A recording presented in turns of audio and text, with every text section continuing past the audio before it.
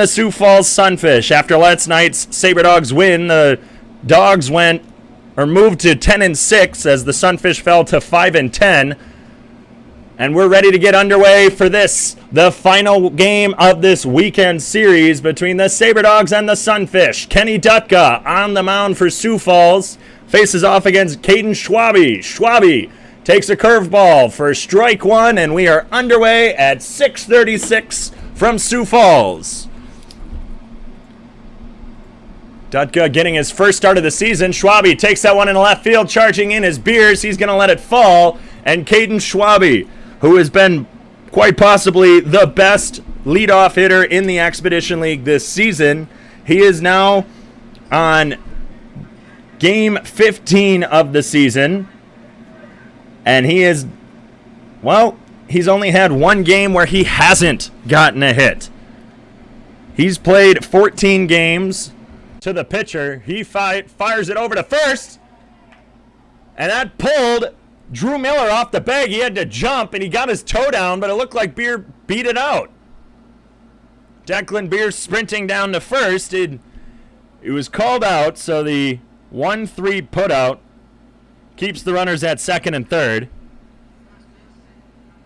Tyler Olmstead, the pitching coach who coaches first base as well, immediately pointed saying he was off the base, but field umpire Sam Barrett, who had his hands full with Walker Bullington last night, is now in the field. He holds his call it out. No objection by the Sunfish skipper. A curveball gets off power to swing and miss for strike one.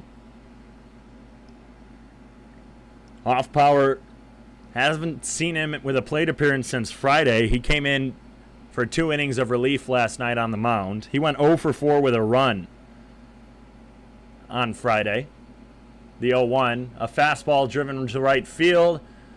That's going into the softball field, the Augie softball field to our right. And Hoffpower is quickly down 0-2.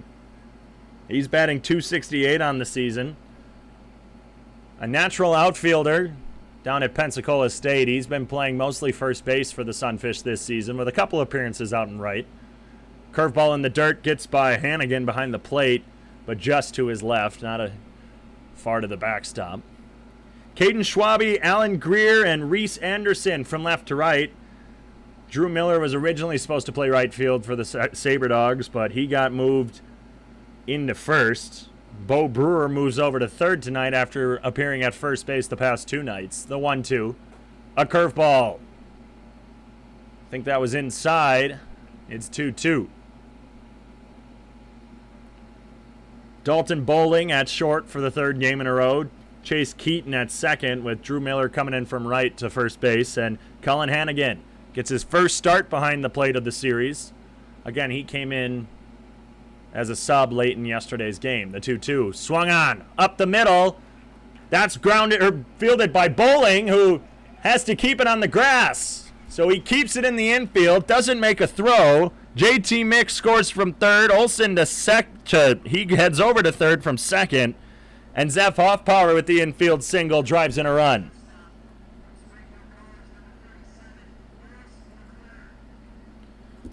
So it's now a 3-2 ball game in the bottom of the first. The Sunfish yesterday not scoring their first run until the bottom of the 2nd inning, and that was their only run for a while. Norris McClure swings through a fastball on his first pitch. McClure, one of the newbies on this team. It seemed like the Sunfish were done getting new players. Well, here's one last one. He just spent a week or two, about 10 days in the Northwoods League, another summer collegiate league in the Midwest. Takes a fastball away. It's 1-1. Played for the Wisconsin Woodchucks in Wausau, Wisconsin. The freshman at Spring Hill College. Bats lefty, so another lefty in this Sunfish lineup. Hoffpower goes to second. A fastball swung on and missed. Hannigan punt fake down to second. See if he could draw Olsen off of third. He didn't. 3rd stolen base of the season for Hoffpower. He got 2 in Friday's game. But McClure out with the Woodchucks. Batted 182 in 8 games. 4 hits. As he swings through a fastball again for strike 3. His first plate appearance as a Sunfish is a strikeout. Had 6 of those up in Wausau. He actually played last night in Wausau, a 3-2 loss for the Woodchucks against the Kokomo Jackrabbits. He went 0 for 3. In fact, hasn't gotten a hit since June 2nd, has McClure. But Ganin Thompson takes a 66-mile-an-hour bender on the outside corner for a strike. Thompson had a hot night last night. Went 2 for 5. He only had one hit going into last night's game, got 2. Fastball misses now away. It's an even count at 1-1. Drove in 3, but then had 3 strikeouts, including 2 with the bases loaded. The strikeout bug has been a problem for Thompson since joining the Sunfish. As he takes a fastball away, he's now ahead 2 balls to 1 strike.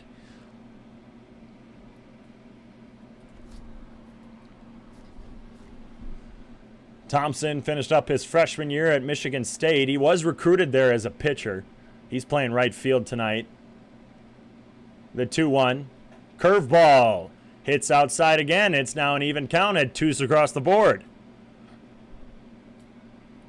But I was asking him before the game because I said, so are you actually going to pitch at Michigan State? He's like, oh, no. That ship has sailed. I was recruited as a pitcher, but he was officially moved to the outfield. He's going to be an outfielder with the Spartans. Swings on a curveball in the dirt. Strands 2. The Sunfish do their best to try and come back. 2 runs off 4 hits. No errors. 2 left on base. It's a 3-2 ball game after 1 from Karras Park.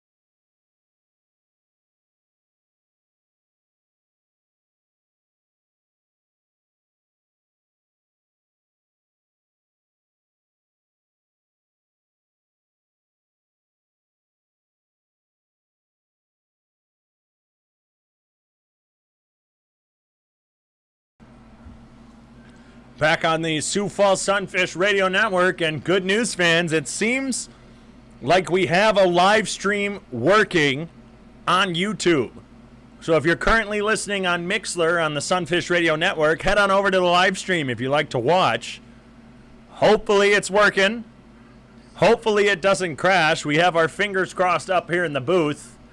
And in the top of the second, it's a 3-2 ball game in favor of the Sabre Dogs. Colin Hannigan leads it off. A fastball misses away. It almost looked like that slipped out of Kenny Dutka's hand.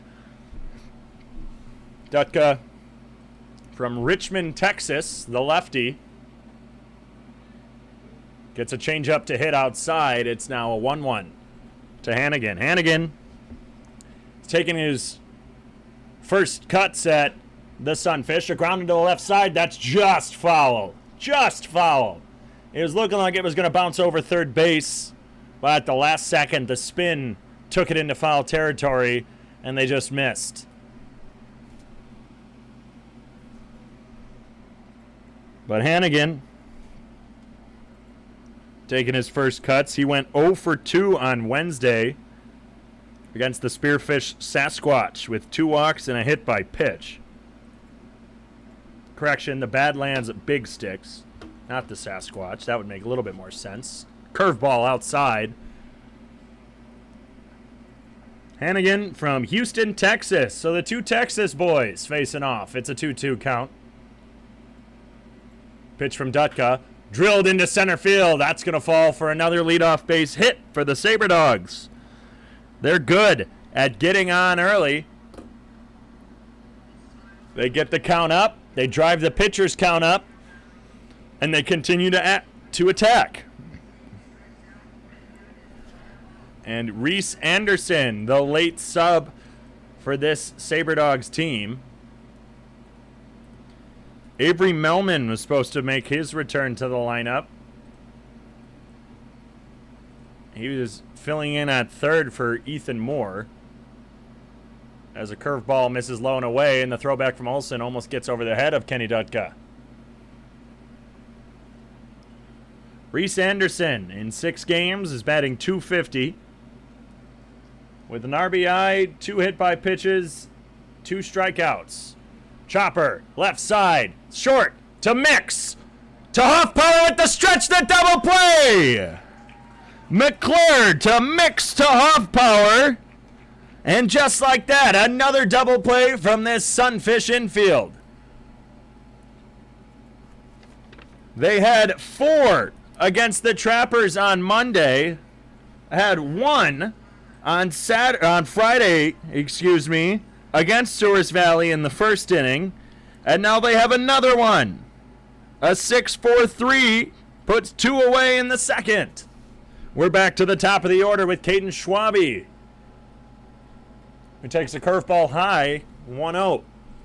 Schwabe, of course, led off this game with a single and rounded to score. Drives this one over the head of Jonathan Brandon at third, and that's going to be an extra base hit. Here comes Schwabe to second. The throw in from left, not in time from Declan Beers. So a 2-out double by Caden Schwabe, and fans, I didn't believe it coming into this series. I didn't want to believe it. I knew that the offense for this Sabre Dogs team and just their hitting was insane. Caden Schwabe and Beau Brewer lead the league in batting average. It's not even close. Even the difference between the two's batting average, curveball away, misses, and even on a nice frame by Olsen, it's 1-0 to Alan Grier. A .431 batting average coming in today for Caden Schwabe, who's second in the Expedition League. .559 for Brewer coming into today's game after going 4 for 6 yesterday. Curveball driven into right field. Coming in is Thompson. He backed up first, and he runs in to make the grab. So the 2-out double, all for naught on the F9 from Grier. No runs cross off 2 hits, no errors, only 1 left on base. It's still a 1-run ball game between the Sabre Dogs and the Sunfish.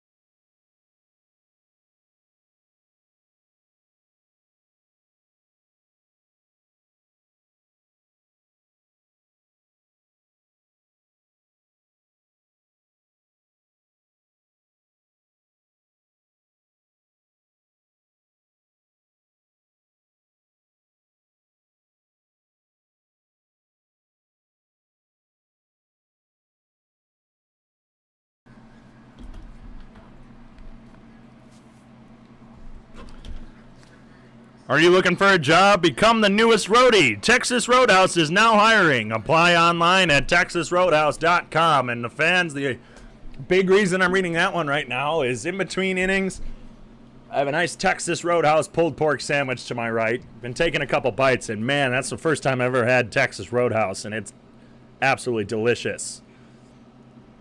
A changeup inside off the hand of Daniel Sharon to Tanner Wilson leads up the second inning. It's a 3-2 ball game after a key double play by the Sunfish infield took off the leadoff single. A fastball in the dirt. It's 2-0 to Wilson. Wilson making his fourth appearance of the season for the Sunfish. He was in the lineup last night. The 2-0. Fastball just on the outside corner brings the count to 2-1. 2 for 3 last night with a double, a walk, a hit by pitch, and a stolen base. 1 of 5 who was hit last night for the Sunfish. A lot of ice packs dealt out. 3-1 to Wilson as a curveball misses away. Wilson through 3 games is hitting .636. Drives this one to the right side. Grounder, backhanded by Keaton. Fired over to first. It's in time. 4-3 put out to start this inning. On a hard hit grounder to the right side. Brings up the 9-man. JB Jonathan Brandon. Batting ninth today after going 2 for 5. With a run, a walk, a strikeout. But he was also caught stealing. And with how aggressive both of these teams are on the base paths, they both lead in that, or the top 2 in that category in the Expedition League. A fastball misses just high. It's 1-0 to Jonathan Brandon. Norris McClure, who's starting at short today, the new man for the Sunfish, a Louisiana native, and well, Jonathan Brandon takes that one over the netting and the press box for strike 1. And now with McClure, who's from Louisiana himself, Mandeville, Louisiana, becomes the 3rd Louisiana boy on this team. JB being one of them, Zeph Hoffpower another. Curveball misses in the dirt away. And JB's ahead. So 3 Louisiana boys all in today's starting lineup. Hoffpower at first, McClure at short, and JB at third. Fastball away. It's now 3-1. And Brandon, it's weird saying Brandon because you make it think that that's going to be his first name, but Jonathan Brandon is one of those guys who has 2 first names. Swings on a breaking pitch, looked like a changeup. It's now a full count. You always have some guys who are, they got those names, and their last name can also be a first name. I knew a guy in high school, his name was Tom Paul. Brandon takes a fastball in the dirt, and he walked him. My wrestling coach would call Tom Paul Tommy Two Names. It's just, you got some guys who it's funny that way. And Jonathan Brandon, well, yeah, he's got 2 first names. Brings us back to the top of the order. Blake Burrows, who had a leadoff bunt single in today's game. He was 1 of 4 hits in the first inning. Steps up against Sharon. Sharon's pickoff attempt at first. A nice backhanded dig by Miller. Almost got the tag. But Jonathan Brandon sneaks in.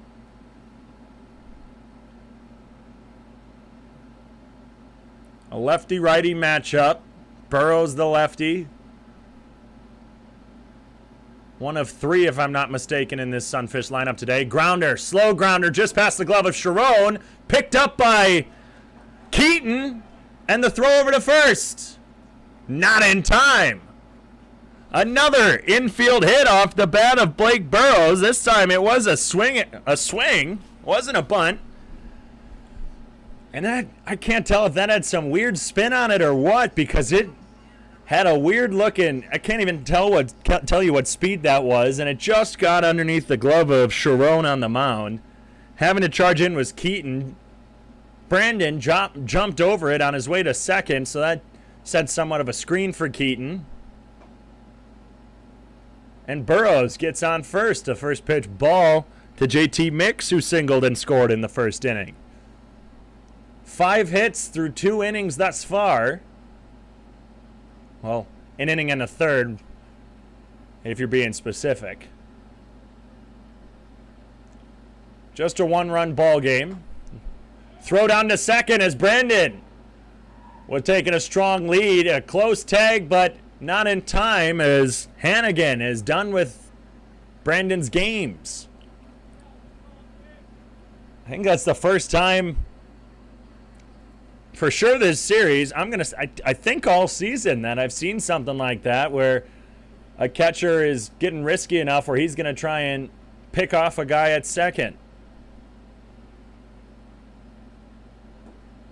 Pitch low to Mix. It's now 3-0.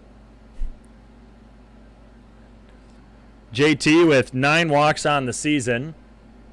A .450 on base percentage, which has gone up because of his single.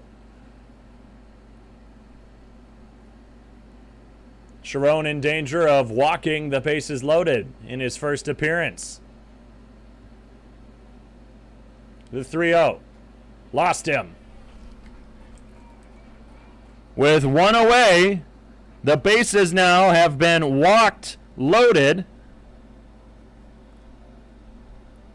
And Will Olson, the slugging machine, coming into today's game, he was slugging 500 at a 500 OBP. And then led off with a RBI ground rule double. So you can, safe to assume both of those have gone up. Well, the OBP just slightly, the slugging percentage a little more significantly. There was a quick mound visit to Sharon as through just 1 1/3 innings has allowed 5 hits and 2 walks.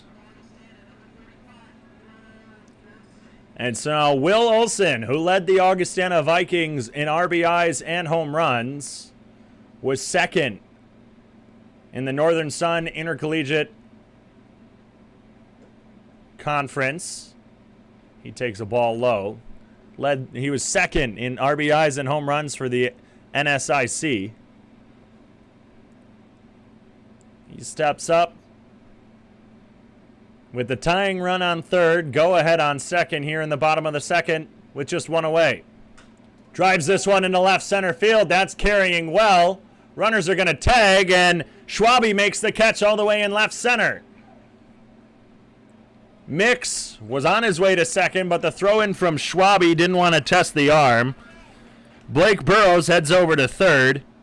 And the sac fly from Will Olson ties this game at 3.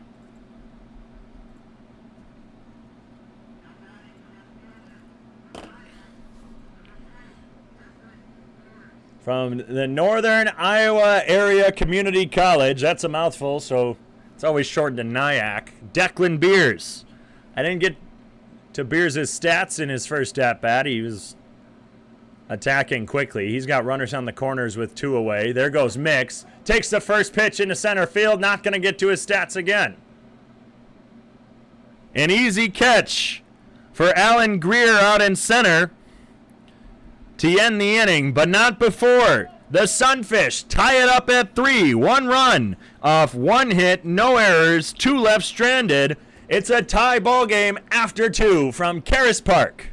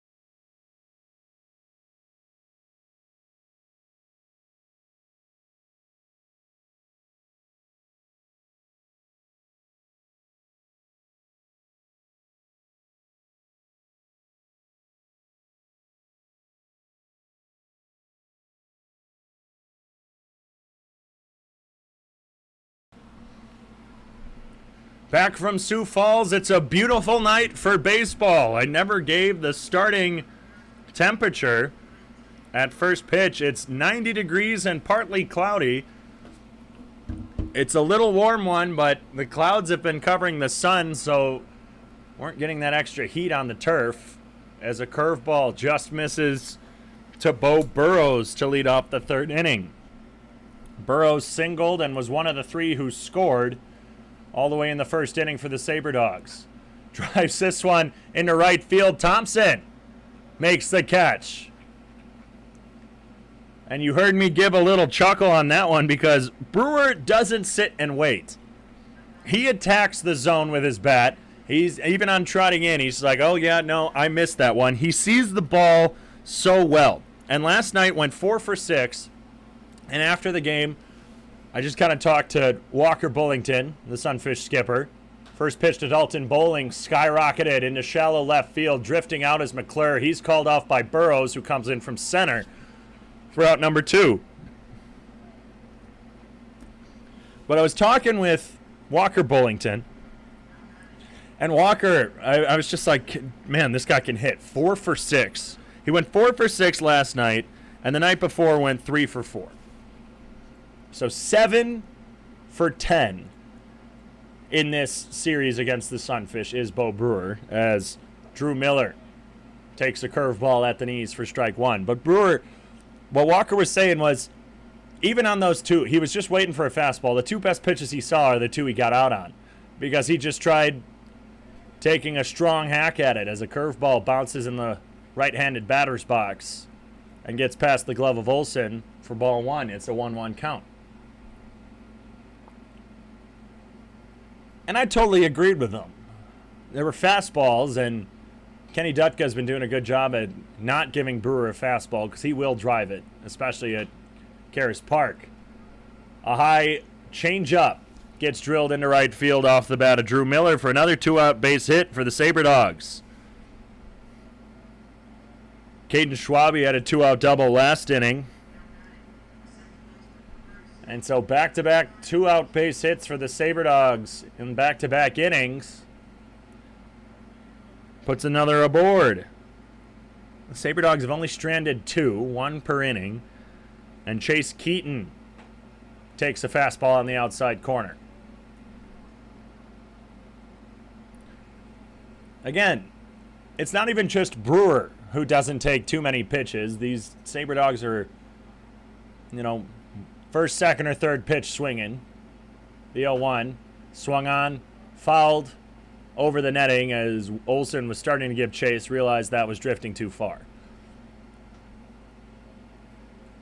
And what really shows that they don't take too many pitches, they're 10th in the Expedition League in walks. They haven't had a walk today. Yesterday didn't have too many walks either. In fact, just 75 walks on the season. Pickoff attempt, no good at first base. Keaton down, no balls to 2 strikes. Just 75 walks, which sometimes would show, well, that's not good. Runner goes. Olsen fires down to second, just a little high to JT Mix. Off the bag, no good. Off the bag was Drew Miller. He slid too far. Mix realized it just a little late. It's a 1-2 count to Keaton now. Mix went to make the tag, but Miller was just a bit quicker getting his hand on. First stolen base of the night for these Sabre Dogs. And a 1-2 defensive swing off the end of the bat from Keaton goes back into the netting.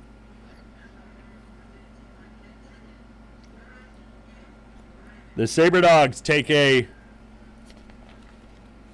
brief lead in the stolen base Actually, correction, they just tie it back up.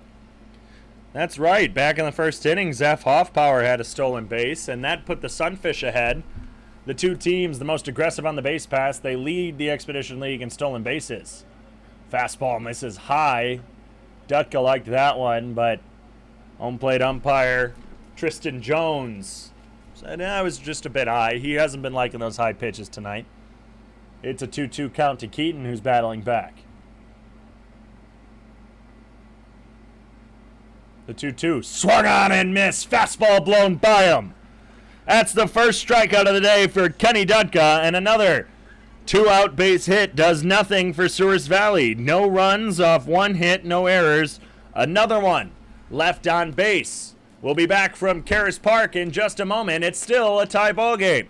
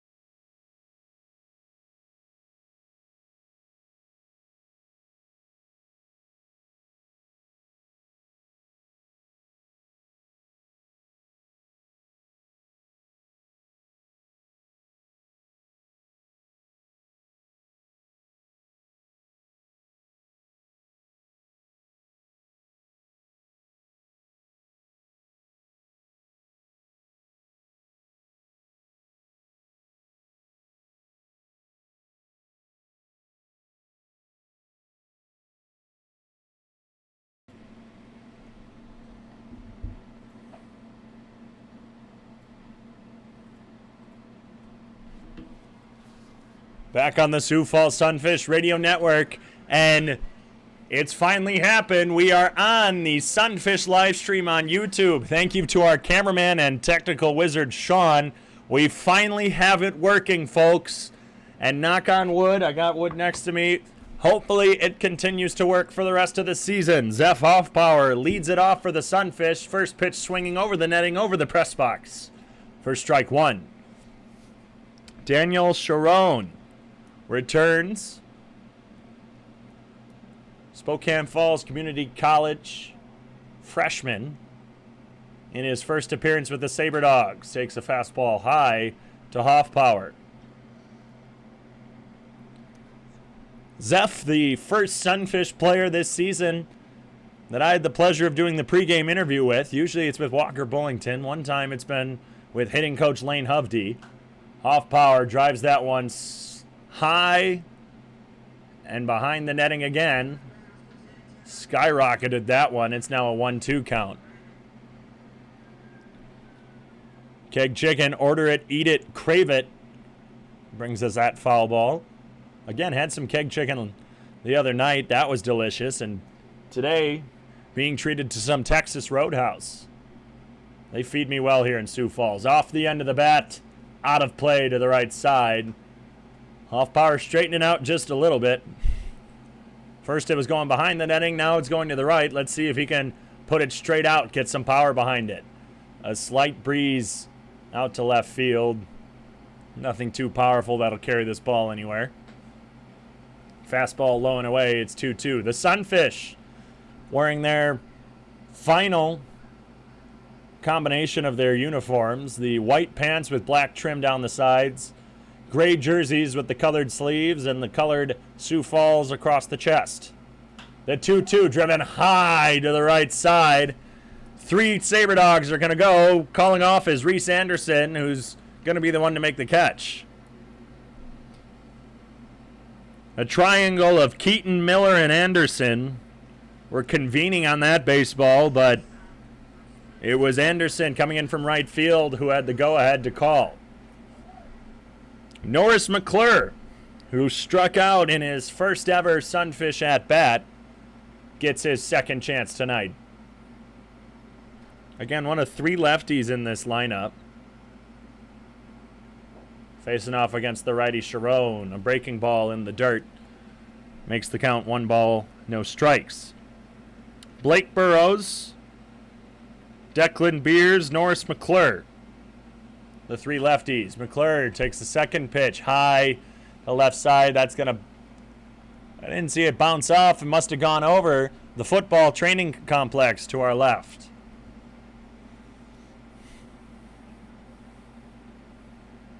And the hats tonight for the Sunfish, the black ones with the colored SF script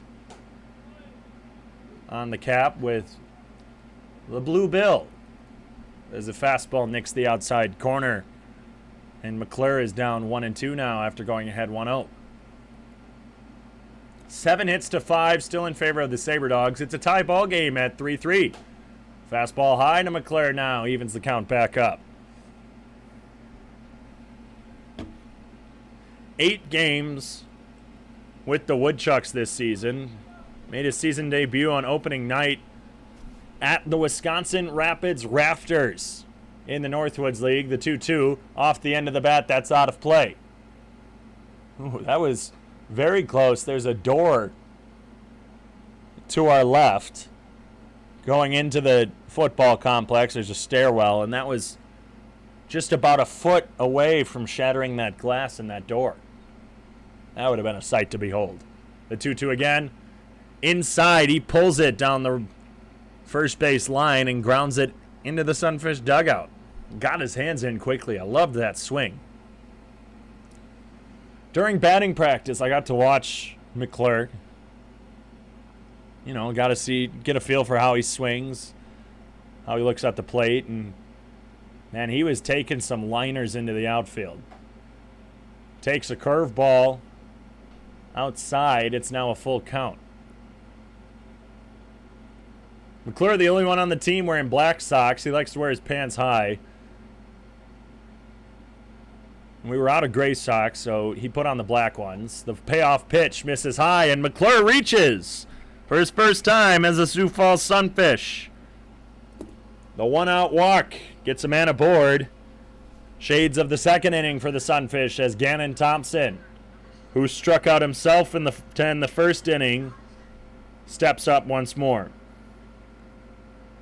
Yesterday, Thompson struck out twice with the bases loaded, and today he struck out with runners on second and third.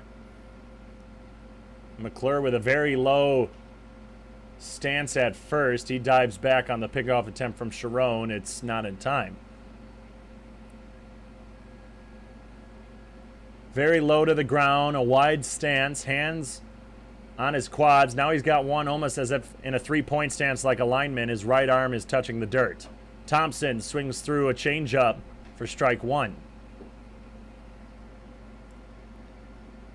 Thompson, with his strikeout in the first, now has 10 on the season.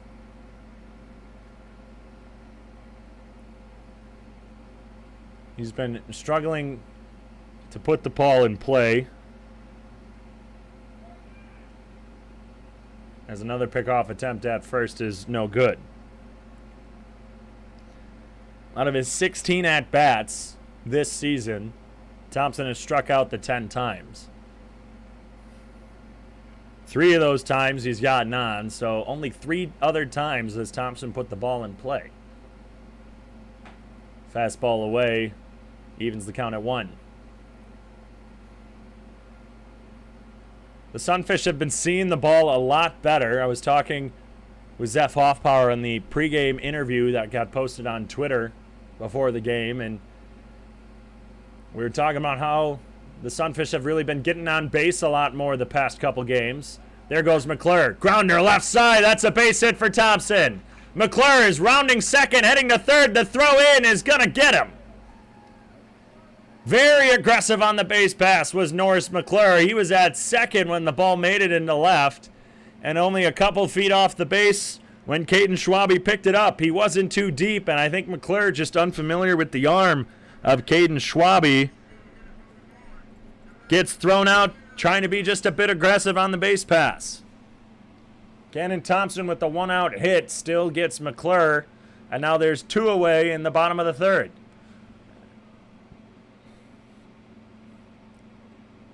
A lot of base running mistakes in the past week for the Sunfish.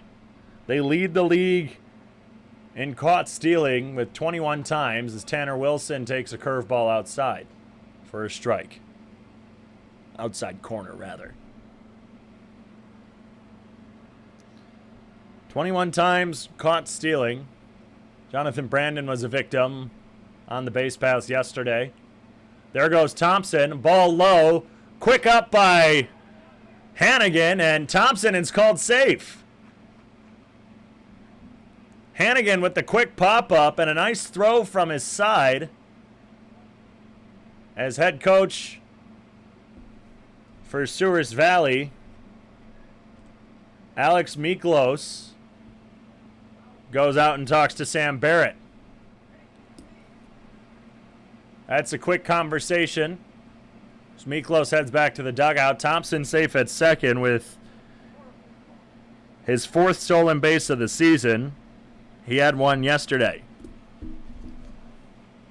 I hear a fan through my window saying, horrible call.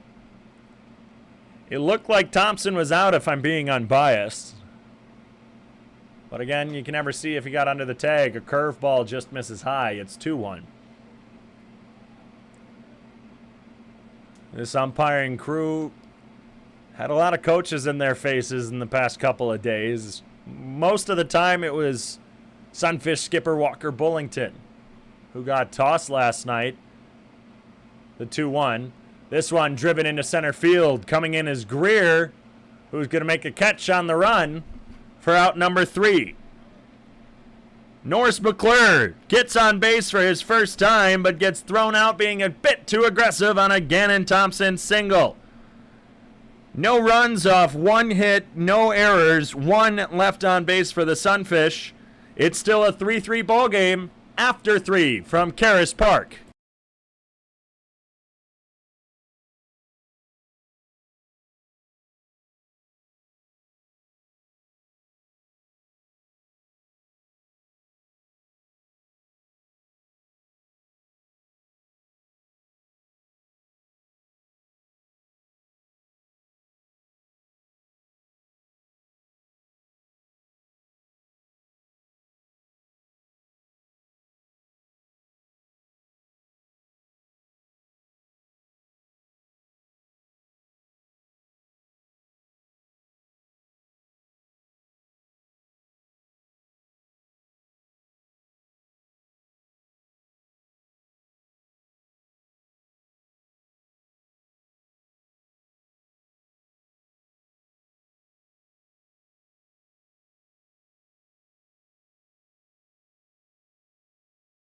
On the Sioux Falls Sunfish Radio Network and the Sunfish live stream from Karras Park. It's a beautiful day for baseball, and there's a couple fans enjoying it here at Karras Park. A nice turnout as a curveball from Kenny Dutka just misses to Ethan Moore, who flew out to center in his last appearance. Takes the second pitch high into right field. Thompson calls off Mix for out number 1. Ganin Thompson back out in right field. Again, I was talking earlier in his first plate appearance.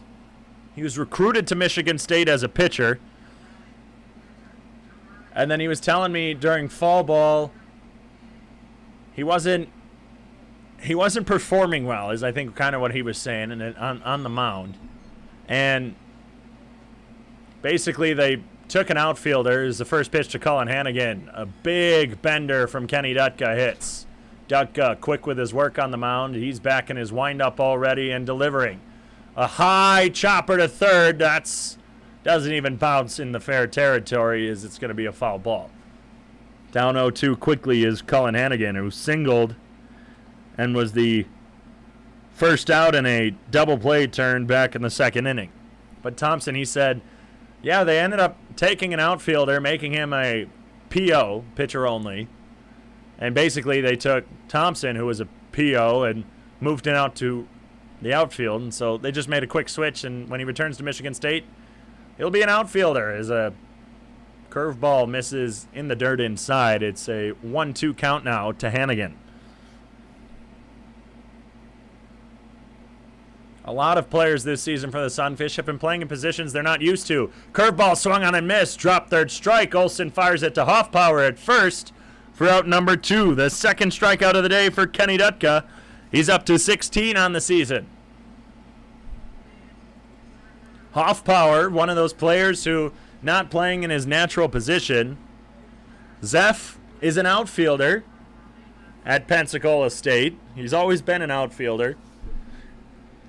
He's played first, he's played third, he's pitched for this Sunfish team. A bunt shown.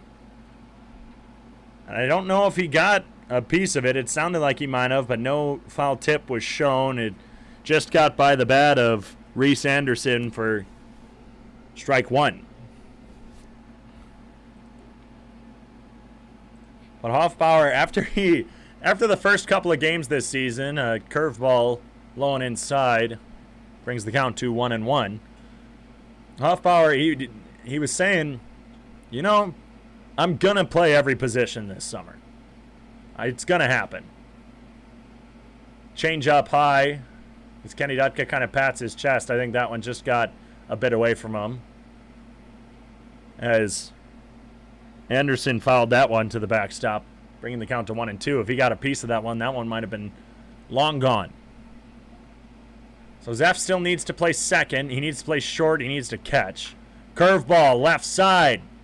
Picked up by Norris, fired over to first.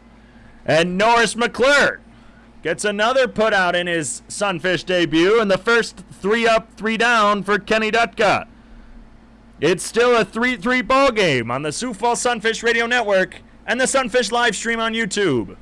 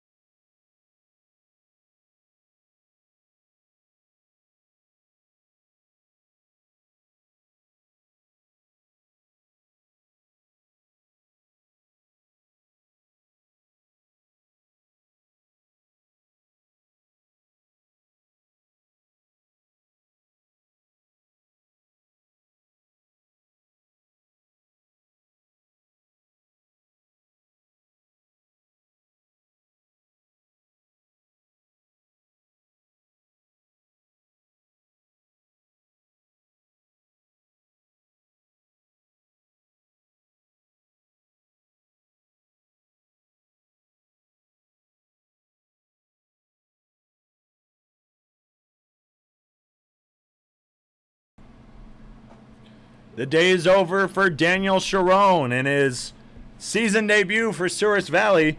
He goes 3 innings, allowing 3 runs, all of them earned off 6 hits, with 3 walks and a pair of strikeouts. That's it for him. Coming in, Jaden Beck. The Sunfish faced Beck of 3 innings of relief on Friday in the 5-1 victory. He allowed 1 run off 4 hits, with a walk and 4 strikeouts in 13 batters faced in Friday's matchup. First guy he's going to see is Jonathan Brandon. And JB walked and later scored in the second inning. He was the game-tying run. He swings through a curveball for strike 1.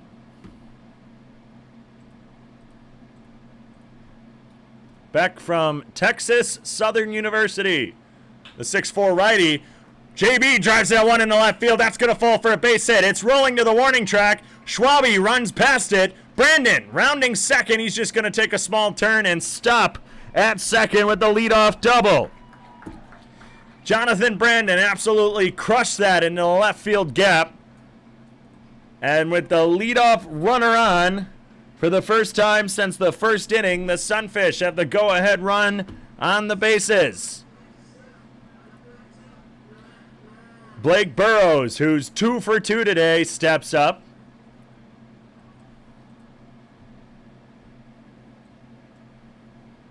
And that was Jonathan Brandon's first appearance against Beck, as Brandon didn't play in Friday's game. A bunt hits off the foot of Blake Burrows, I think.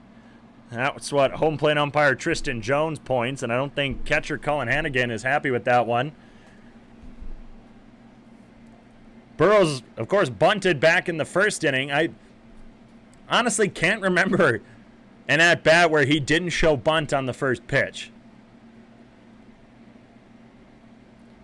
That one looked like it went straight off a home plate, and it must have kicked Burrows. The infield corner's coming in. He pulls back the bunt and swings over. Anderson makes the throw, and a sliding catch by Jaden Beck. Oh my goodness. He calls time. A good sack bunt moves Jonathan Brandon over to third.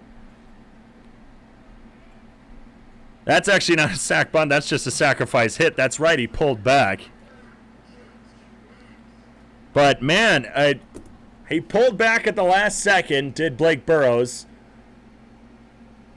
Hit one straight into the grass right in front of home plate. And it was a high bounce into the glove of Drew Miller, Reese Anderson's out in right field.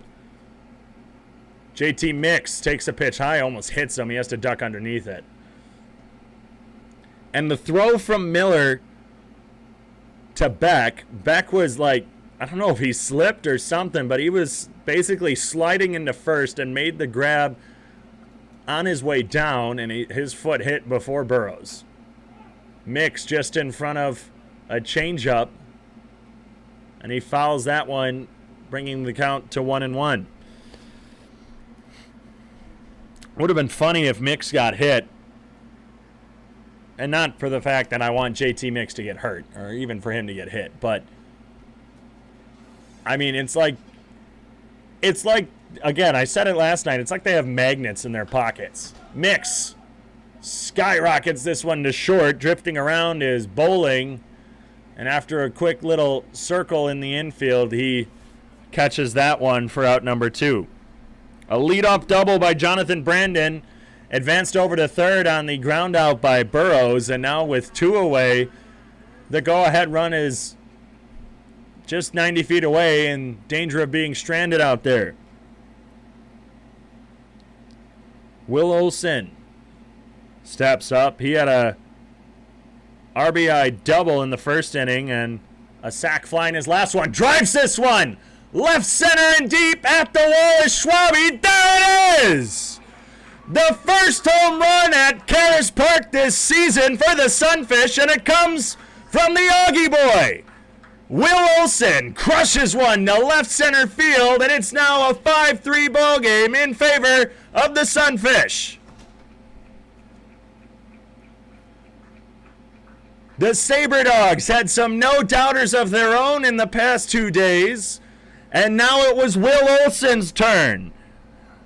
He absolutely turned on one and sent it over the left center field wall. Oh, I've been waiting for that from Olson. He's been hitting the ball real well as Declan Beers takes the fastball on the outside corner. Oh, I've been waiting for that for a long time. Even not just from Will Olson, but just for here at Karras Park. The Sunfish hadn't hit a home run yet. As a breaking ball in the dirt to Beers is pulled out by Hannigan, it's a 1-1 count.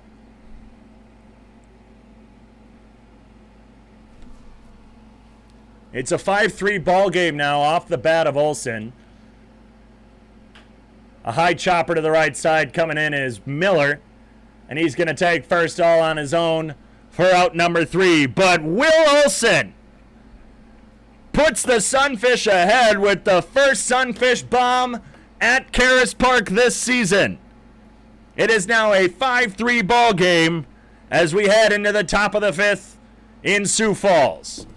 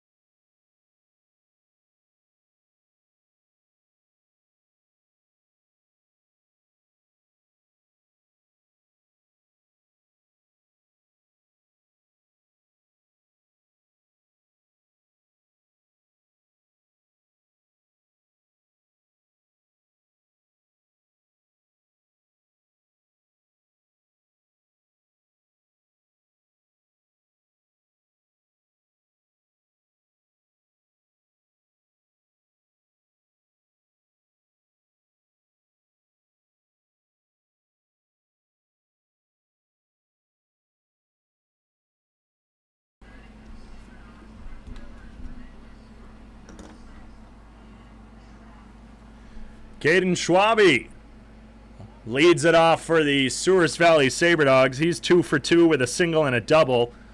But he couldn't help but watch Will Olson's ball go right over the left center field wall to put the Sunfish ahead. A bunt pulled back just in time by Schwabe as a curveball missed inside. It's a 1-0 count.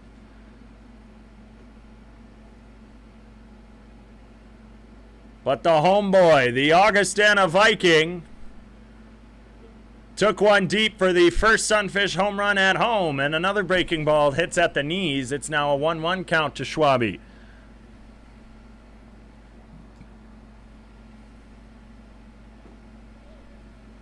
Just below the knees now. It's a 2-1 count. This is the first lead for the Sunfish since Friday. Sioux Falls was down 1-0 before coming back and scoring 5 unanswered. This one softly hit into right field on a liner. And now 3 for 3 for Caden Schwabe. And man, it is just, I can't sing their praises enough. I mean, you got to recognize talent. Well, this is a Sunfish stream. You know, you have to look at it as, well, these guys can hit. And this is a talented top 3 for Souris Valley. Schwabe, this is now his 8th multi-hit game of the season. 8 out of 15. Over half the time he gets 2 hits in a game. Change up high to Alan Grier, who's 1 for 2. So 8 multi-hit games for Schwabe. He's 3 for 3. Alan Grier himself also a .440 on-base percentage coming into today's game. Pick-off attempt at first, no good. And he should still, mathematically speaking, he should still be at .440 as the single and the flyout should cancel each other out. But 4 for 6 last night for him after going on a 2-game cold streak. Another pick-off attempt by Dutka at first, no good. He doesn't let that get him down, and he goes and just absolutely crushes it. He had a no-doubter last night, one of the 2 home runs in last night's game, one of the 3 this weekend for Souris Valley. And then Beau Brewer, I've already said enough about him. Runner goes, Olson picks it off in the dirt, and instead Schwabe makes up his mind, and he heads back to first base. And as I'm looking to my right to the TV on the wall, the head coach of North Carolina State is on the TV. It looks like the NC State players are celebrating. And yep, the NC State Wolfpack have upset the Arkansas Razorbacks. They were absolutely demolished on Friday in the Super Regional. And now they come back and win 2 straight against the #1 team in the nation. Grier drives this one into left field. Coming in on the slide is Declan Beers. He makes the grab. The throw in, Schwabe gets back in time, and a hard hit, ripped ball off the bat of Alan Grier. He gives a point out to left field to Declan Beers and makes an absolute amazing catch for out number 1. This is Beers, again, if I'm not mistaken, this is his first time out in left field this season. Going back through the notes. Stroh, Tanner Wilson, Adonis Forte, Ganin Thompson. Adonis Forte again. Pitch in the dirt. Wilson recovers, throws down to Mix, but just off to the left as Schwabe gets his second stolen base of the night. Correction, that's his first. Drew Miller with the first. Well, let's see. Adonis Forte, Mitch Stroh again. Kenny Dutka. Kenny Dutka. Kenny Dutka. Bobby Funk. Runner now goes to third. Schwabe steals his second of the inning. There's his second of the night. The Sabre Dogs getting more aggressive. So Declan Beers with his first appearance out in left field, making a nice sliding grab, and with 1 away, Caden Schwabe swipes his 14th and 15th stolen bases of the season as a curveball misses away. It's now a 2-1 count.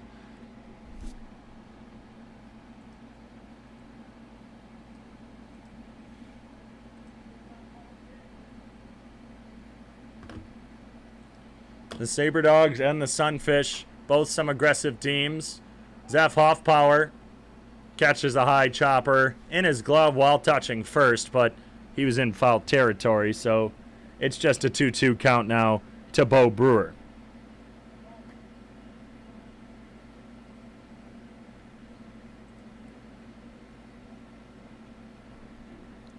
Schwabe now, his 13 stolen bases were tied for first on this Sabre Dogs team. And now a high chopper over the head of Hoffpower goes into right field. Brewer takes a turnaround first, but Ganin Thompson was there with the backup. An RBI single on a very high chopper that a hopping Zeph Hoffpower could not get to.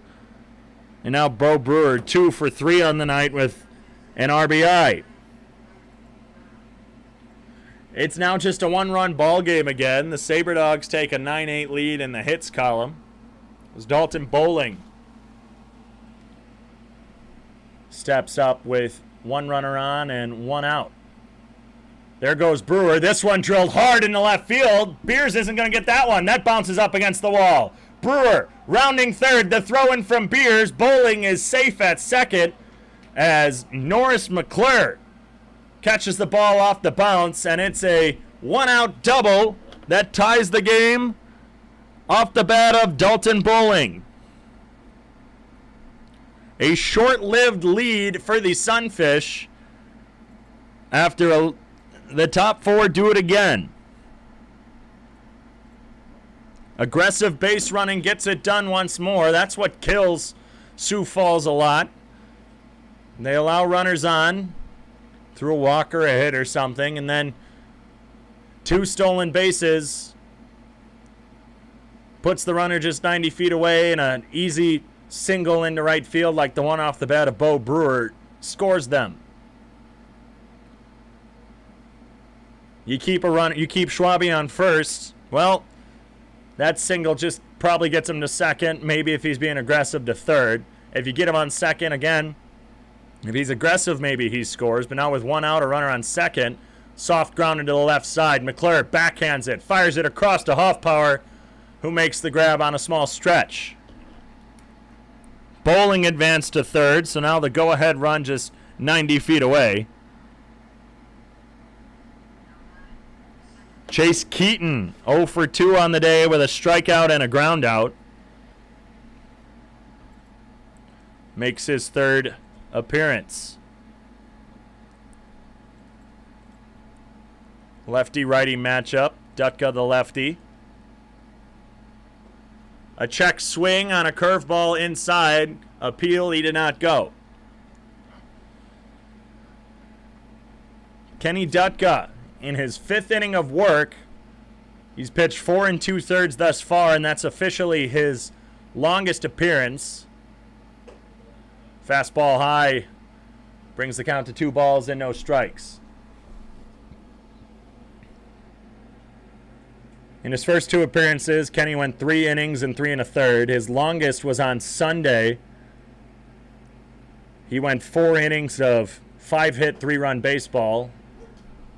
Slider on the outside, corner hits. It's now a 2-1 count. And then on Thursday in the 10-9 victory is when Kenny closed it out. He went 1/3 of an innings pitched. Curveball slips out of his hands, misses high and away. It's now 3 balls and 1 strike to Chase Keaton. Kenny's fastball tops out at, I think the highest I've seen is 86. He's constantly getting 85. The 3-1. Gets him on the slider. A foul tip. Brings the count full. A 5-5 ball game after a leadoff single and 2 stolen bases, and then a 1-out single off the bat of Beau Brewer scored Caden Schwabe. The payoff pitch off the end of the bat. Shallow left center field. McClure just on the edge of the outfield grass makes the grab for out number 3. So the scoring stops at 2, but it's now tied once again, this time at 5-5. 2-run score off 3 hits, no errors, 1 left on base. It's 5-5 as we head into the bottom of the 5th inning.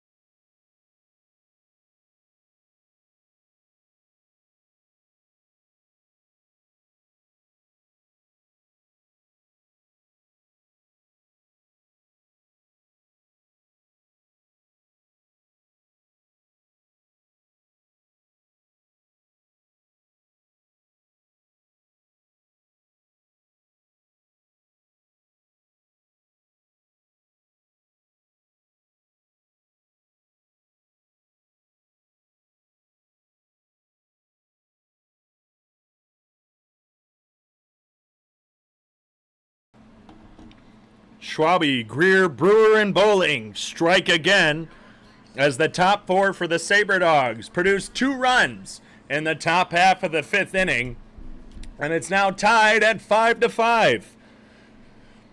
First baseman Zeph Hoffpower leads it off. He takes a curveball on the inside corner for strike 1.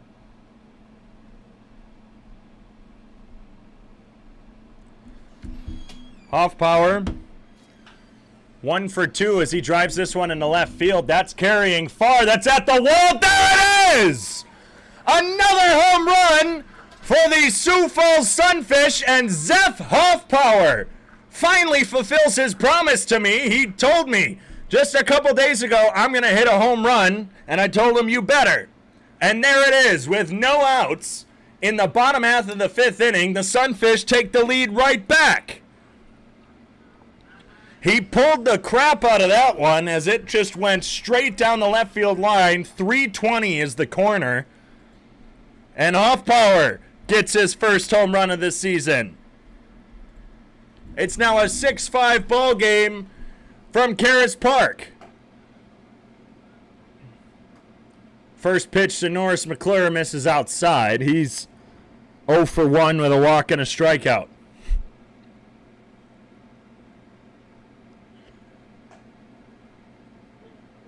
Takes a change up on the outside corner. It's 1-1. The Sunfish hitting started off fairly streaky. The problem was they could get on, but they couldn't score. Then they couldn't get on. Another change up hits the outside corner. It's now 1-2 to McClure. And then after they couldn't get on and couldn't score, it got to, okay, their bats were heating up a little bit. McClure gets underneath this one, but that's hooking foul, and it's in the Sabre Dogs bullpen. In the past couple days, they haven't been able to hit, but they've been getting on, and they were somewhat scoring. And now yesterday it was they could hit, they were getting on, and they were scoring, but they just allowed too many runs. As Jaden Beck stabs at that one off the bat of McClure, and he's out for out number 1. But now today, the hits are coming, the runs are scoring, and the pitching is keeping the Sabre Dogs at bay, we'll say. Again, the Souris Valley Sabre Dogs, the highest scoring team in this Expedition League. As Ganin Thompson steps up again, takes a fastball at the knees. He's 1 for 2 with a strikeout and a stolen base.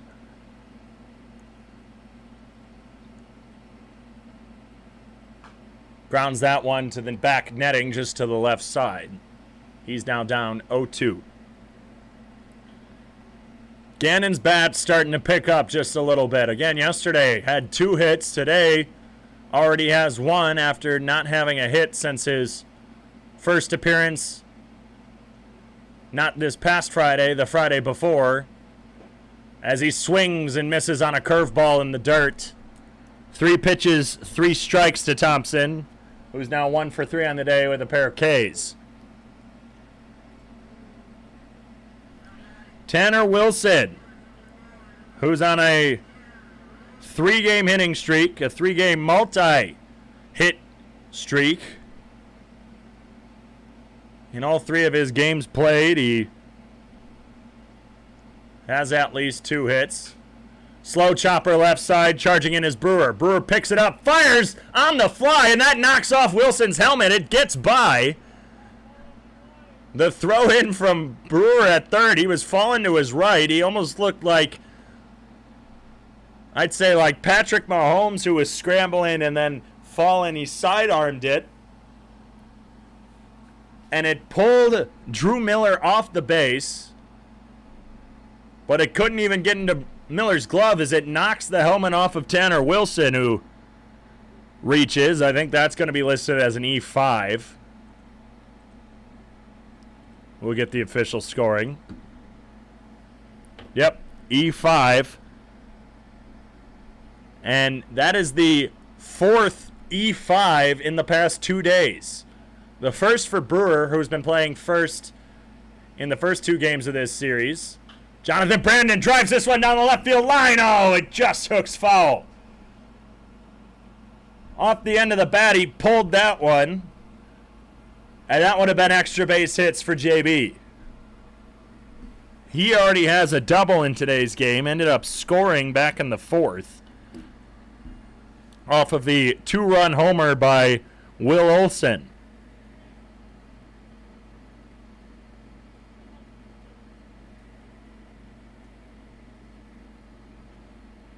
Two of the 6 runs scored by Jonathan Brandon. The ball gets away. Wilson on his way to second. And with 1 strike, Tanner Wilson puts himself in scoring position. 2 outs, 6-5 ball game after Zeph Hoffpower led off this inning with a solo shot to left to break the tie again.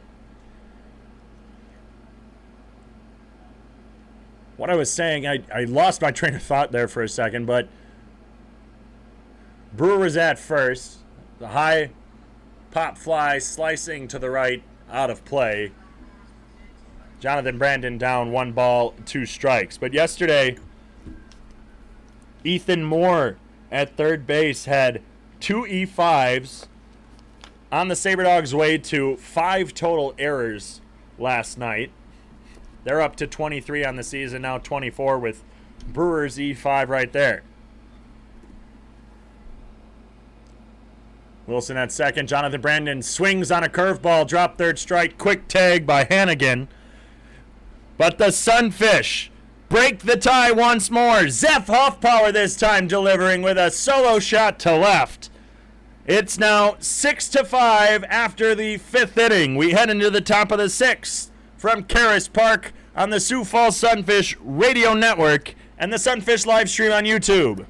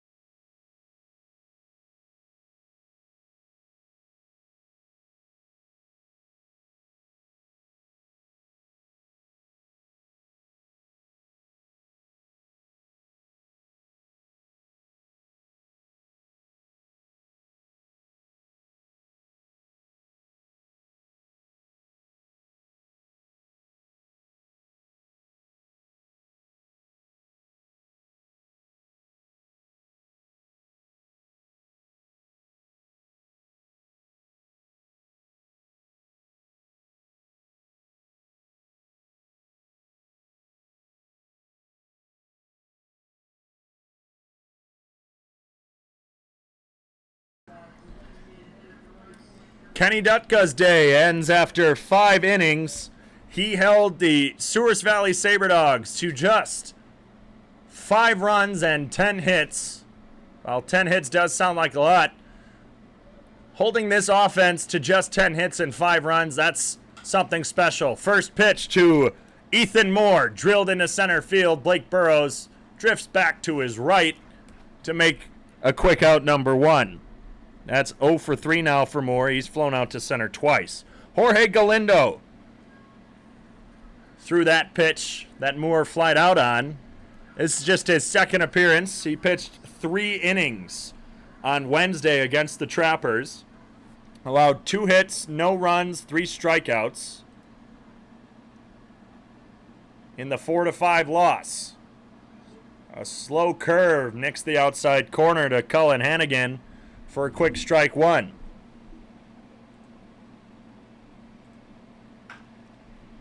Hard ball down the left field line. It's foul.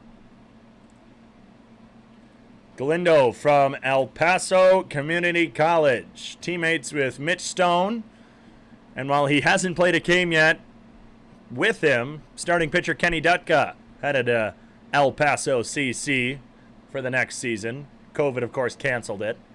Breaking ball over the head of Hannigan, who was ready to take it. And it didn't break enough to hit him in the back. 6 foot, 180. The freshman from El Paso, Texas,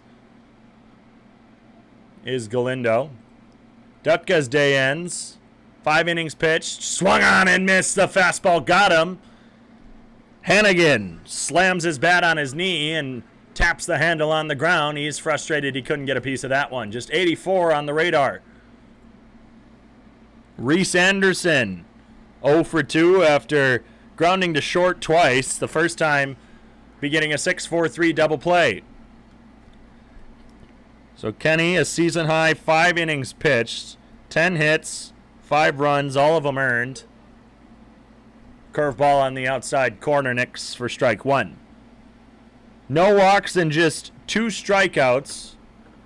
Besides that 3rd inning pitched on Thursday, a curveball in the dirt evens the count at 1. Besides just the 3rd inning, so the 1 batter faced on Thursday, Kenny a season low in strikeouts with just 2 today. Grounder to the back netting. It's now a 1-2 count to Reese Anderson. And Galindo comes attacking quickly. He hasn't faced the,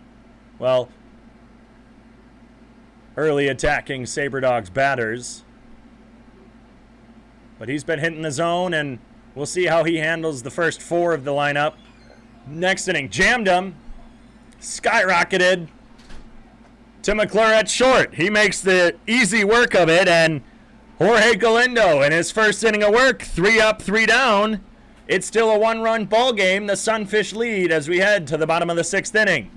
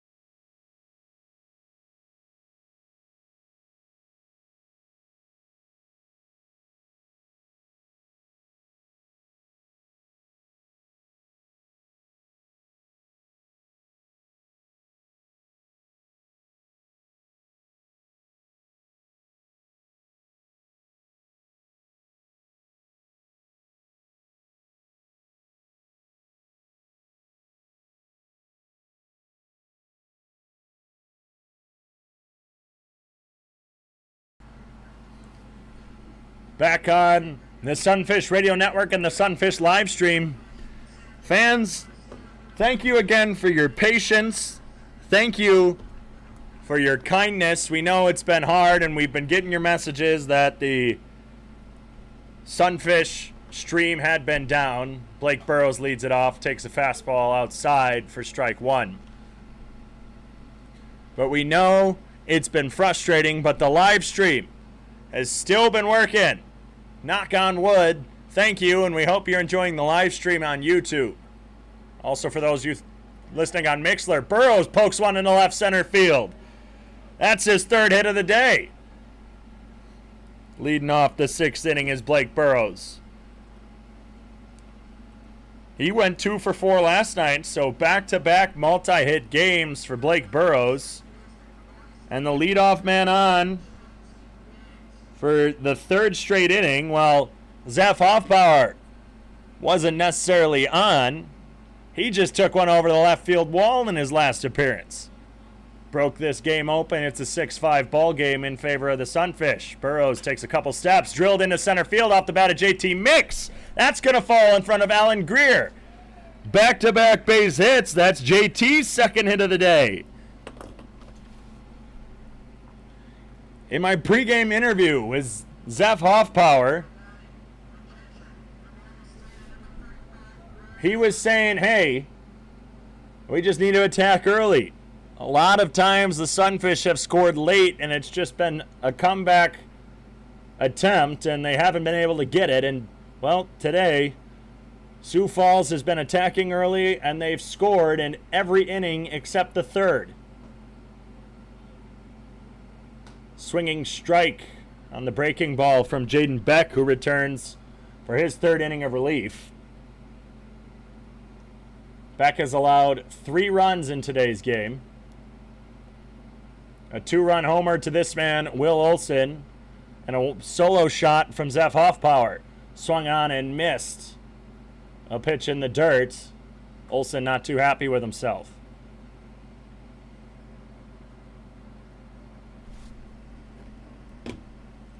Runners on first and second after back-to-back singles from Blake Burrows and JT Mix.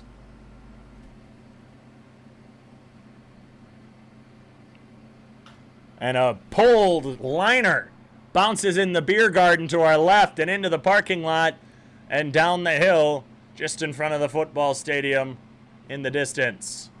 A hard hit ball by Will Olson. He's been crushing them today. He had a double in the first inning and a sac fly that was to the wall in his second. He gets ahead of that one again, swings on the breaking ball just in front of it.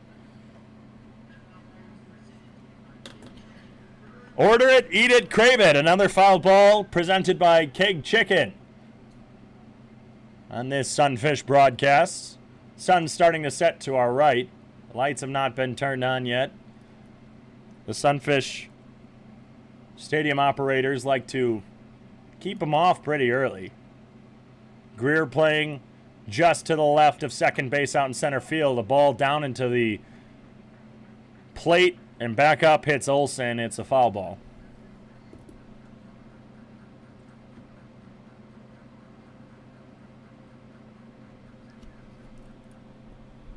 The Sunfish, only inning they haven't left anyone stranded was because Will Olson cleared the bases with one swing of the bat.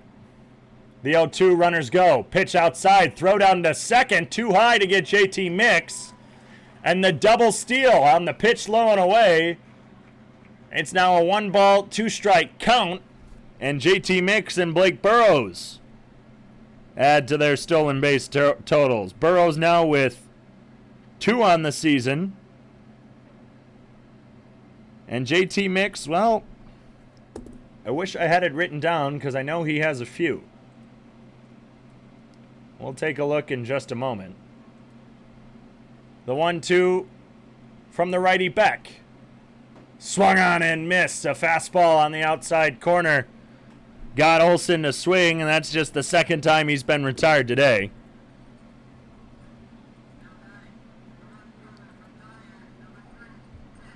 Declan Beers, who has yet to get a hit today, currently on an 8-game hitting streak.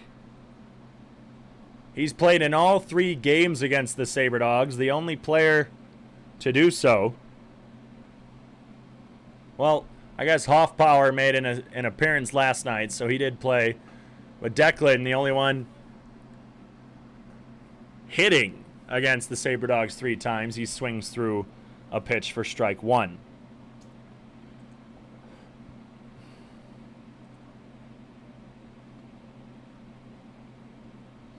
That's JT's 5th stolen base. Finally got it looked up as Jaden Beck steps off. Looks back into Hannigan. Gets the signs again. 11 hits today for the Sioux Falls Sunfish. They're on their way to maybe breaking their season high.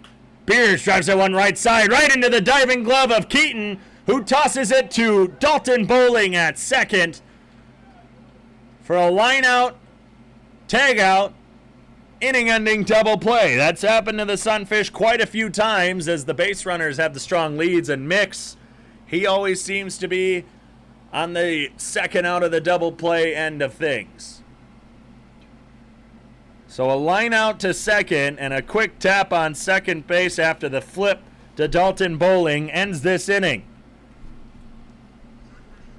No runs off 2 hits, no errors, 1 left on base. It's still 6-5 Sunfish as Galindo walks out for his 2nd inning of work. We'll be back from Karras Park.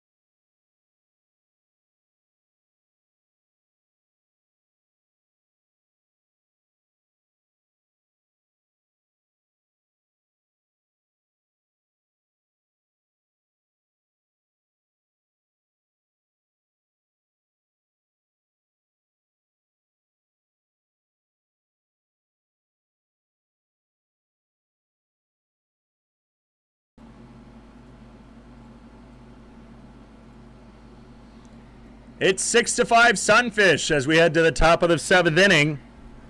And Jorge Galindo is going to face off against, heck, I'll say it, Murderer's Row. Obviously, Murderer's Row, the 1920s Yankees. Bunt showed by Schwabe, gets it down. Galindo is charging, picks it up, fires, and Schwabe has been retired for the first time today. A bunt attempt to get on board. He has led off an inning twice and got on. And a leadoff bunt attempt unsuccessful on the 1-3 putout. And ladies and gentlemen, we're going to be joined on the Sunfish broadcast by Sioux Falls Sunfish GM Nick Moen as Alan Grier takes the first pitch from Galindo. He driven into center field. Underneath it is Burrows for out number 2. And Nick, you know, you might have to join us for the bottom half of the 7th inning. Sounds good to me. You know, that's a quick 2 up, 2 down, and Galindo has been making quick work of these top 3 hitters for the Souris Valley Sabre Dogs. Nick, you can still join us for the top half of the inning if you want to. Absolutely. You know, and happy to be here. You know, Nick, why don't you tell everybody, because while some people haven't been able to make it out to Karras Park, first pitch to Beau Brewer, a curveball across the plate for a strike. Where are you originally from? Not many people have maybe gotten to know you. I am from Circle Pines, Minnesota, which is a suburb of Minneapolis, and haven't lived there in 7 years, but been in Portland, Oregon, Asbury Park, New Jersey, back in Portland, Oregon last year, and now I'm happy to be settled down in Sioux Falls. A slider hits from Galindo, and Brewer's down 0-2, and we'll see what this 0-2 is. Maybe we'll have to finish this up in the inning. Nope, breaking ball misses high. It's 1-2, and you became the Sunfish GM during COVID, as the Sunfish were supposed to be a team last year, and now you became the GM in COVID. And what's it like trying to get a summer collegiate team going? The 1-2 pitch, grounder, foul to the backstop. And what's it like getting a Sunfish team like this going during a COVID pandemic?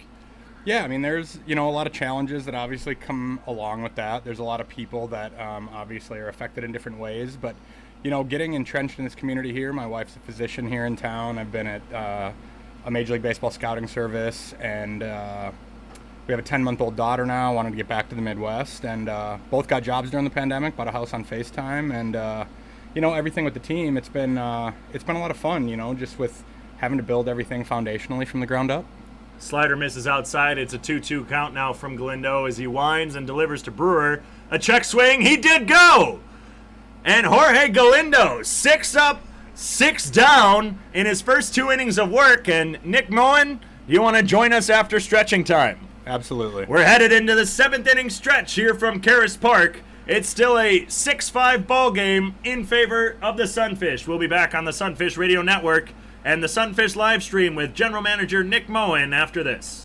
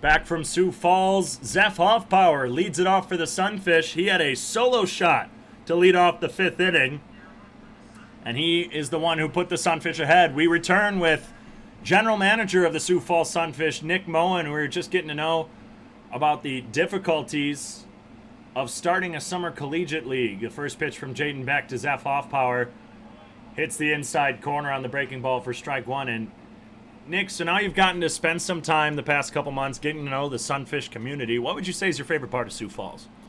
The passionate, not just fan base, I would say, across sports here, but Hoffpower skyrockets that one to the left side. Camping underneath it is Dalton Bowling. He's called off by Schwabe, who's charging in for out number 1. Continue, Nick.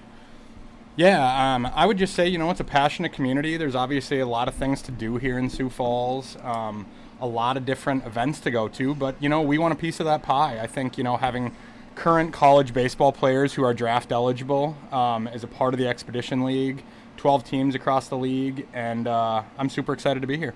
So what kind of stuff do you do as a general manager? Obviously, in Major League Baseball, minor league level, a GM, as Norris McClure slices one out of play. At the Major League level, it's more player personnel, stuff like that, getting all that kind of going. But at a summer collegiate level, you work with the coaches to get some players, but then you also do some behind-the-scenes team, or a lot of behind-the-scenes things with the team. This one drilled into left center field. That's going to get over the head of Schwabe and bounce off the wall. McClure on his way to second. The throw-in from Schwabe is going to be wide. And Norris McClure gets his first hit as a Sunfish. It's a double in the 7th inning with 1 out. Yeah, so to tell you a little bit about what I do on a daily basis, like David was saying, just about player personnel, roster construction, we had a coaching change in the middle of the season too, actually. So getting to know Walker, who actually lives with me. His wife is actually also visiting, so we have an additional roommate for this week. But everything from corporate partners to finding host families to, selling tickets to, really everything in between. I mean, we've, just wanted to foundationally build this thing the right way, take a lot of best practices from, other communities. We're a, much bigger market than other places. Like I said, we wanted just another piece of the pie. But, there's a lot of different things we do, both baseball and not baseball related. And, I've been fired up to get to know these guys and, get to know my interns and people like David. Ganin Thompson steps up with 1 out, runner on second. He takes a pitch inside on the breaking ball. He's 1 for 3. And working with a summer collegiate team, obviously you have a lot of summer leagues out there. You got teams out in the Cape Cod League, you have the Coastal Play, and you have the Northwoods League. Some of these leagues that a lot of people know, Expedition League, a lot younger than some of those, is Thompson takes a big cut at a curveball and misses for strike 1. What are the tough challenges of, establishing a team, like you said, in a big market like Sioux Falls, but then having to compete with some of these other bigger leagues, especially the Northwoods being in the Midwest, just to the east of us? Yeah, I mean, for us now, being in the Great Plains and being that western side of where the Midwest is, I mean, us being in North Dakota, South Dakota, Nebraska, Montana, Brandon, Manitoba, in a non-COVID year, that team's playing in Grand Forks this year. With the realignment to, minor league baseball and a lot of those teams going away in this area, this is a great opportunity, not just for the Sunfish and getting to obviously grow our brand, but for the president of our league and the vice president of operations to expand the league, get into other markets, and, help grow the game of baseball. I mean, it's a lot of current college players are looking for a place to play. I mean, even on average now, I get 20 to 30 emails probably a week looking for guys that still want to be, getting a chance to play summer ball. So by getting more teams, it's more opportunity for kids to be playing in the Expedition League, hopefully. Ganin Thompson fouls one down the third base line. He's down 1-2 to Jaden Beck, who sets and delivers. Bounced off the plate, fired down by Hannigan, who gets Norris McClure. That's the second time McClure has been caught on the base pass. First time he was trying to extend from first to third on the throw-in from Schwabe, and another base running error by the Sunfish puts 2 outs and a 2-2 count now to Ganin Thompson. And quick before this inning ends, I know the Sunfish are still in need of some host families. Why don't you elaborate on that a little bit? Yeah, so currently we have a handful of our guys that are still in dorm rooms here in town, and my assistant general manager Zach and I did a good job going back and forth to the airport, getting guys settled in. But a big part of the experience that we want these kids to have is to be in a host family, make lifelong memories, get people to the ballpark. Those people do get season tickets, discounts at the ballpark. We'll have meet and greets. And you get discounts on merchandise and apparel. So, that's a huge part of what we do. And things are okay in the dorms now. I mean, I've got to meet a lot of players' parents, for people that drove up, and got to meet Kenny's dad. He was one of the first people. He hung around for the weekend and got to know the players and had dinner with us and those sort of things. But, myself included, I mean, I'm a host family, having the head coach in my house, and we get to talk everything about baseball, obviously, and, about life, and me going to visit Walker in Mobile, Alabama here in the off season. And Tanner Wilson grinds one to the left side. That's bobbled. Thompson, who walked, slides into second, and he's safe. An error by Dalton Bowling. He tried coming up with it and couldn't make a clean grab. Tanner Wilson now reaches on an E6 after reaching on an E5 his last time up. So now 2 runners are on with 2 outs. Jonathan Brandon, who walked, doubled, and struck out in his first 3 plate appearances, steps up with 2 runners on. We're here with General Manager Nick Moen of the Sioux Falls Sunfish. Sunfish still lead by 1 in the bottom of the 7th. JB takes a strike. And now, Nick, what's been your favorite part of the season so far with this Sunfish squad? Obviously, the wins have not been there, but they're looking to try and get on that hot streak.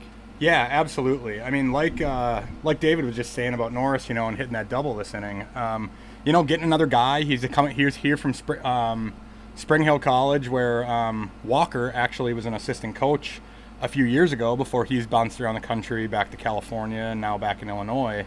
But it's been great. Now we have, our guys here. We are kind of past that temp stage with guys playing in the regional or or playing in conference tournaments and then going into D1 and D2 regionals and stuff. But for a lot of these kids, it's just the opportunity to play baseball. A lot of them haven't played with COVID happening, and then even the year before, with obviously COVID getting canceled, there's kids that almost didn't play baseball for 300 days. And it's a lot different taking live at-bats, in a training facility than being able to get on the mound. That one gets away from Hannigan. The runners will advance to second and third, and this is the tough thing about doing an interview on radio. Obviously, we have the live stream, but we also have the listeners on the Sunfish radio network. So we got to get the action called. But, Nick, let's get back. You were talking. Yeah. Let's get back to where you were going. David's doing a great job. I mean, when we're on the road, actually, it's a little sidebar conversation. I airplay the games onto my TV. I haven't missed a game yet. And I get to listen to David on, when we're away on the radio. And then I just get to watch the YouTube feed. And it's been great. I mean, I have an absolute blast just being able to be a part of this, being around the interns every day. And, I wouldn't want to be anywhere else. Jonathan Brandon strikes out swinging on a breaking ball in the dirt. It's still 6-5 Sunfish after 7 full. We've been speaking with General Manager Nick Moen.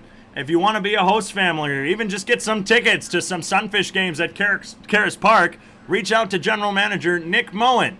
Nick, thanks for joining us on the Sunfish Radio Network. Thank you very much. Go Fish. Appreciate it. We'll be back for the top of the 8th inning after this.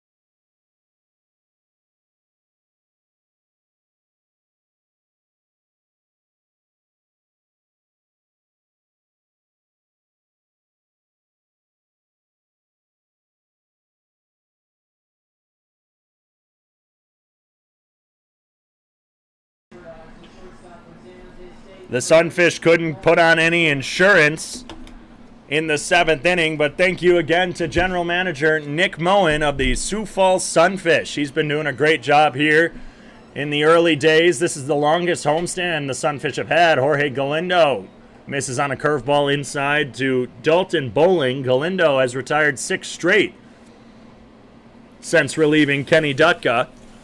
The pitching has been back. Yesterday, Griffin Hassel just struggled a little bit early. Another curveball misses away. The pitching struggling just a little bit yesterday as the Sabre Dogs bats were heating up. And now in the top of the 8th inning, it's a little later than we usually do it. Galindo. Slider hits the outside corner. It's now 2-1. It's time for our trip around the Expedition League. We'll get you there in a moment. Check out some of these schedules. The pitch from Galindo. Fastball high. It's now 3-1. No, it is not. So, fans, it looks like Point Streak may have crashed again. It did. Are you kidding me? It's the 3rd night in a row that Point Streak has crashed. Ground to right side. Hoffpower can't play it off the bounce. That goes into right field. Bowling takes a hard round around first, but he's going to stay there as Ganin Thompson fires it in quickly. That's the first hit allowed by Jorge Galindo to lead off the 8th inning now. And I apologize, fans. Point Streak is down. Point Streak is the website where you get the stats and scores and everything for this Expedition League. They also provide stats for a bunch of other leagues: hockey, baseball, basketball. Bunt shown. It was a fastball. Galindo is charging in right off the pitch. It's a strike right down the middle. Chase Keaton, the lefty. Actually, we got a pinch hitter. My mistake. Drew Miller. Oh, that was Dalton Bowling. I wrote the wrong thing. It's Dalton Bowling. He's lefty. He fouls it into the back netting. Dalton Bowling led off with a single. Drew Miller is now up. I wrote the single in the wrong spot in my scorebook. Good thing I caught that early. It's now 0-2 to Miller. He singled twice to lead off this game before grounding out in the fifth. The 0-2. Fastball. Blown by him. He swings and misses. That's the third strikeout of the day for Galindo. And with one away, it's still a 6-5 ball game in favor of Sioux Falls for Chase Keaton. He's 0 for 3 on the day with a ground out, a strikeout, and a fly out. Well, if he lines out, I'd say that's some sort of bingo. A slow 68-mile-an-hour curve hits on the inside corner for strike one.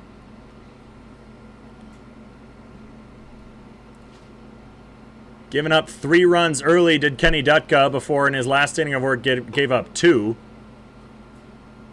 So fastball high misses. It's now 1-1. But otherwise, 10 hits, but holding 10 hits to just 5 runs, I'd say that's a win against this Sabre Dogs team for Kenny Dutka. And Galindo has been lights out. He blows a changeup. And by blow, that's just a whiff for Keaton. 80 miles an hour on the changeup. It's now a 1-2 count to Keaton. And Galindo, before that single in the 8th, had retired 6 straight back-to-back 3-up, 3-down innings. Bowling staying at first. A slow curve. Galindo a little upset on that one. Or maybe he's feeling a little pain. He had to adjust something at his ankle. I'm not sure if he was rubbing his ankle or adjusting his pants, but he's just mad that Keaton got a piece of that one. These off-speed pitches Keaton's been struggling with, he's swinging way ahead of him. We'll see what he does on the 1-2.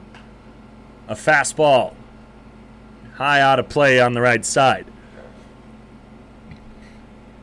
But the Sunfish hitting has been on top of it again. 12 today so far.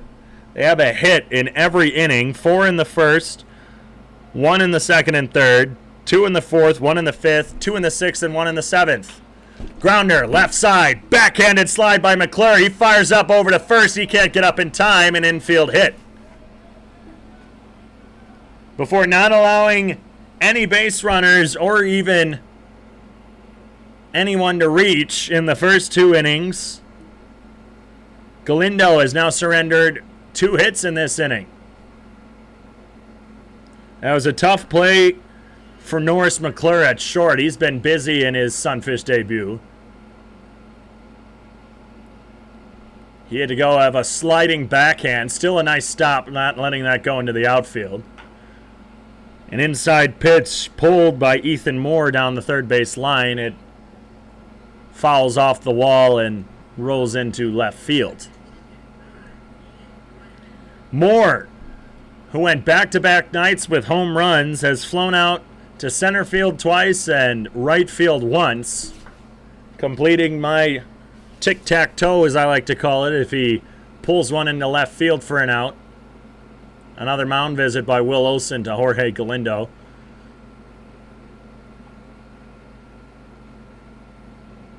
Moore doesn't have a strikeout yet today, but he's down early. Leads the team with 20. Takes a curveball just inside. Galindo's been liking that inside pitch. He asked the umpire, hey, was that inside? Hasn't gotten an answer yet. He asked twice. I just don't think Tristan Jones saw him to give the confirmation.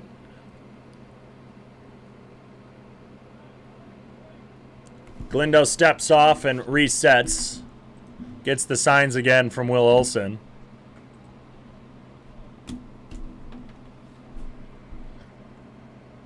The 1-2 pitch now from Jorge. Drills him.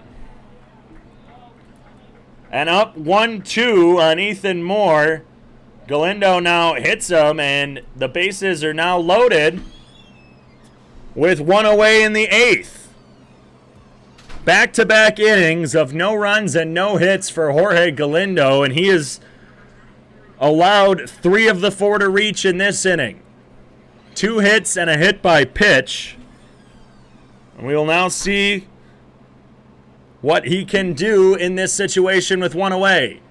A tough backhand for Norris McClure, couldn't get a second out. And now the bases are loaded. The windup and the pitch. Cullen Hannigan, who has struck out his last 2 at-bats, takes a curveball across the plate for a strike.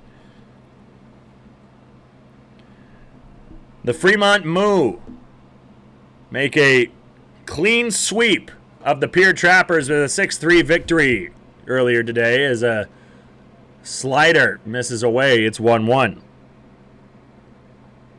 So the Trappers fall. They won 4 straight against Sioux Falls. From Saturday and then Tuesday off and then a win on Wednesday. A curveball just misses high. It's now 2-1.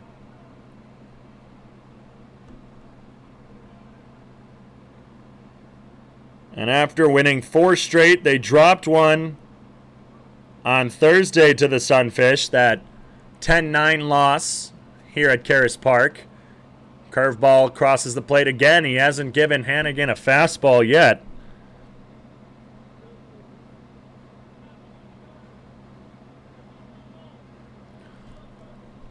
And after that loss to Sioux Falls on Thursday, the Trappers have now been swept by the best team in the league, the Fremont Moo.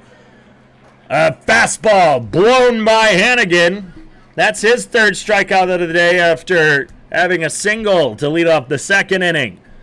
That's now the 4th strikeout for Jorge Galindo. He's had 1 each inning and 2 this one. Brings us to the bottom of the order, Reese Anderson, who's 0 for 3. Looks like we might actually have a pinch hitter. Anderson got up to the plate before his coach subbed him out. And it looks like it's going to be Jaden Schaefer. Schaefer came in and pitched last night.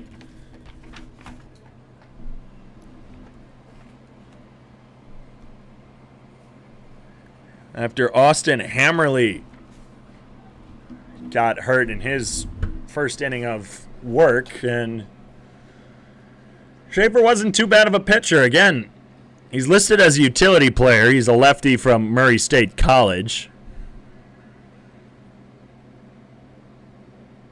He hit in Friday's game for Souris Valley, the 5-1 loss. 2 outs, bases loaded, first pitch, a fastball outside for a ball. Schaefer just actually had a pinch hitting appearance on Saturday. Struck out looking all the way in the 9th inning for out number 1. He's pinch hitting here as he fouls one to the backstop.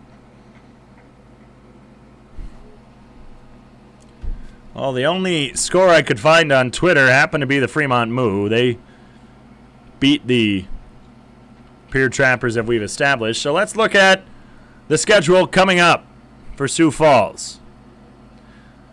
Tonight marks Game 3 of the 3-game weekend series against the Sabre Dogs. Tomorrow the Sunfish have off. A curveball misses away. It's now 2-1 to Schaefer. Galindo has had a curveball just painting that corner. It was inside to the righties. Now it's outside to Schaefer, the lefty. After Tuesday's day off, it's another one of those weird schedules against the Trappers. Fastball misses high. It's now 3-1, and Galindo in danger of walking in the tying run. But a 1 home game against the Trappers, just like Friday the 4th. And then 2 games up in Pier. Again, and then literally a week later, 2 home games against Pier at home before traveling to Pier for one game. Fastball hits the outside corner. Schaefer tossed his bat to the dugout. I don't think that was that too delayed of a strike call, and I don't think that was that noticeable of a ball that Schaefer would toss it like that. It painted the corner, and Galindo's been playing with that corner all game. But so my confusion is, why not move the home game on the 15th to the 24th and then have a 3-game away stand against Pierre, and then the following week a 3-game homestand, or vice versa? Time is called by Schaefer. And after 2 games in Pierre, it's a series against the Whiskey Jacks. The Sunfish lost 3. Runners go on the payoff pitch. A grounder to the right side. That's going into the Sunfish dugout. Benito Garcia makes the right-handed grab.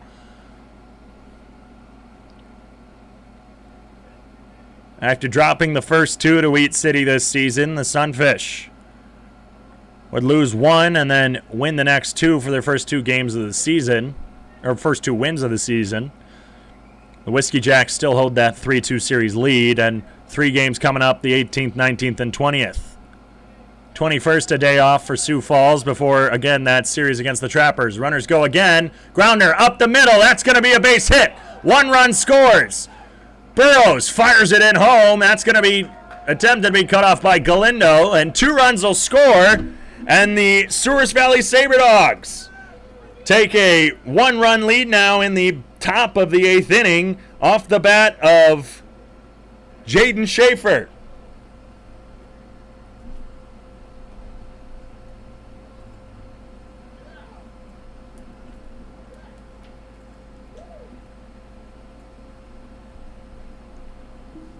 And that's going to be a pitching change for Sioux Falls. It looks like it's going to be Brooks Capel.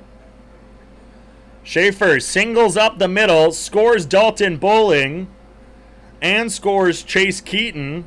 The runners were off on the off on the pitch. It was a full count. And now we get back to the top 3 in today's lineup for the Sabre Dogs. And Galindo's day is done. He goes 2 2/3 inning, allowing 3 hits, 2 runs, both of them earned. No walks, but a hit by pitch. And ends the day with 4 strikeouts. That brings up Brooks Capel. Capel making 1 appearance this season. He was one of the new guys against the Pierre Trappers on Wednesday. He came in that 9th inning, allowed 1 run to cross on a single and a walk in that 9th inning before retiring the side. That put the Trappers ahead in that top of the 9th inning. The Sunfish were holding that 4-4 tie with the Trappers, and all they had to do was get through the top of the 9th to try and walk it off. They allowed a run out of the hand of Brooks Capel, who inherits runners on first and second here in the bottom or top of the 8th inning, as he's taking some warm-up pitches. Capel, a right-handed thrower, 6'5", 225, just finished up his COVID freshman year at Stephen F. Austin down in Texas. Of course, I say a COVID freshman year because, well, everyone gets that extra year of eligibility thanks to COVID-19 and the pandemic after last year's season was, well, canceled partway through due to, well, the coronavirus. At Stephen F. Austin this season, 2.08 ERA, 13 innings pitched in relief, 13 strikeouts, 6 hits, averaged about an inning and a third per outing. And so he's coming in with just 1 out remaining in the top of the 8th inning. He's got runners at the corners. And if he makes it through this, he'll probably come back for the 9th. And, well, that'll be an inning and a third. So we'll see how he does.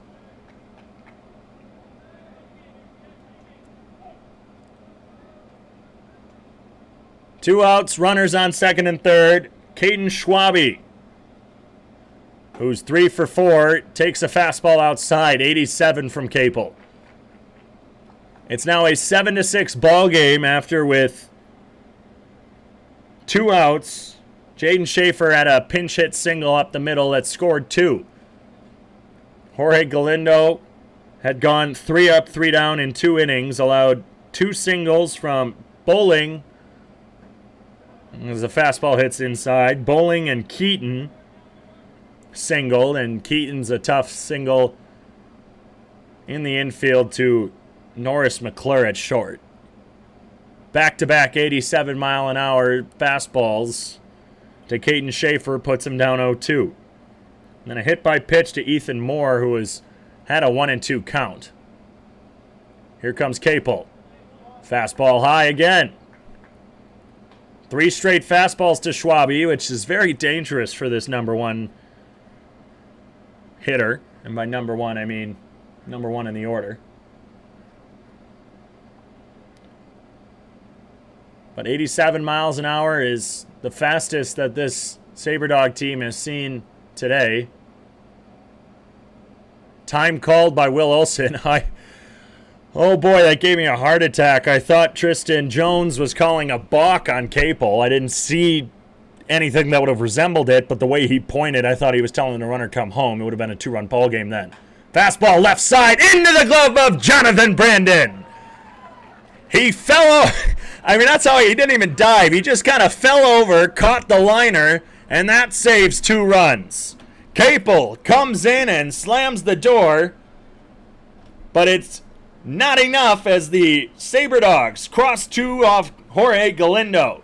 It's 2 runs off 3 hits, no errors, 2 left on base. It's now 7-6 Sabre Dogs as we head to the bottom of the 8th from Karras Park.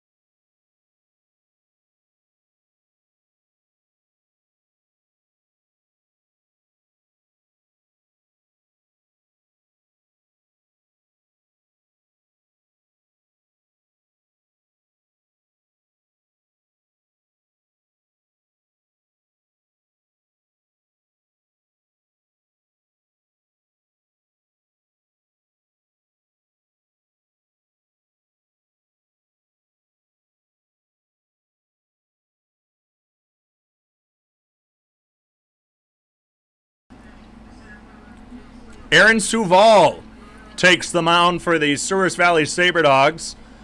Coming in the bottom of the 8th, inheriting, well, a 1-run lead. After the Sabre Dogs cross 2 in the top half of this inning, breaking ball misses away to Blake Burrows. Jaden Beck's night is over. And, well, point streak's down, so I can't get some accurate stats as a chopper lands on top of the Sabre Dogs dugout, and I didn't want it to happen, but it rolled off, went over the fence, and the delivery man who's dropping off the post-game meal just got hit with a foul ball. Swung on and missed the curveball, and Burrows is down 1-2. I feel bad for him. Hopefully he got a good tip, as he just got drilled with a foul ball. It wasn't like straight off the bat, so a little bit of the energy came off on top of the dugout. But man, the 1-2 grounded to the backstop. 93-mile-an-hour fastball from Suval. And Suval pitched in Game 1 of this series. He was the first man to come in to relieve Zach Carolyn. An inning and 2/3, 3 hits, 3 runs, 3 walks, no strikeouts. He gets his first as Burrows swings through a fastball. When Sioux Falls came in on Friday, he seemed, well, a little shaken. He couldn't find the zone. And like I said, those 3 walks, they walked in a couple runs, and that was the big inning that put the Sunfish ahead, and they didn't look back, and they ended up taking that game 5-1. JT Mix ducks underneath a curveball for ball 1. Again, this Sunfish team, 29 hit by pitches. Miraculously, they haven't been hit tonight after being hit 5 times, including 3 times in 1 inning. Mix swings through a fastball, and this high heat looking like it might be a bit too much for the Sunfish tonight. They couldn't get a hit off of it the other night. They were taking advantage of some wild pitches by Sioux Falls. Mix gets a piece of a 91 mile an hour.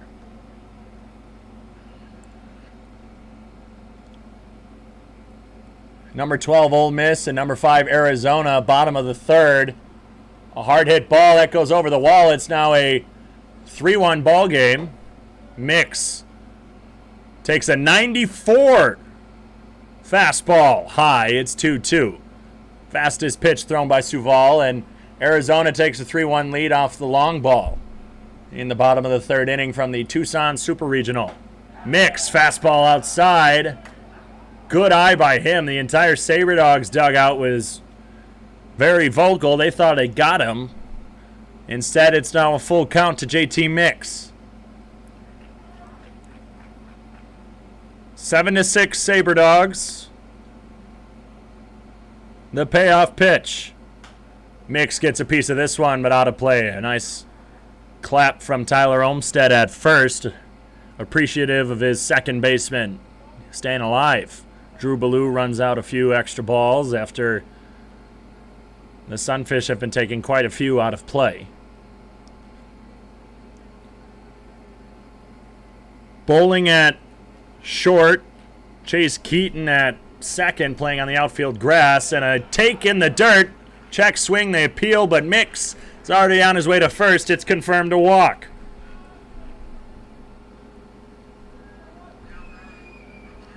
Jaden Schaefer has subbed in into right field after pinch hitting for Reese Anderson.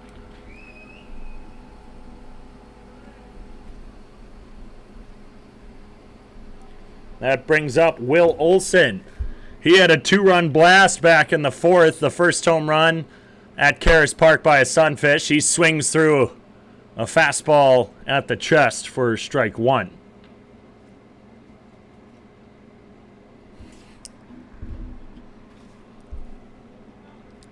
I've just been told that the Pier Trappers bus driver is listening to our broadcast. If I'm not mistaken, that might be the Sunfish driver, Ren. Shout out to him as Will Olson takes a pitch low.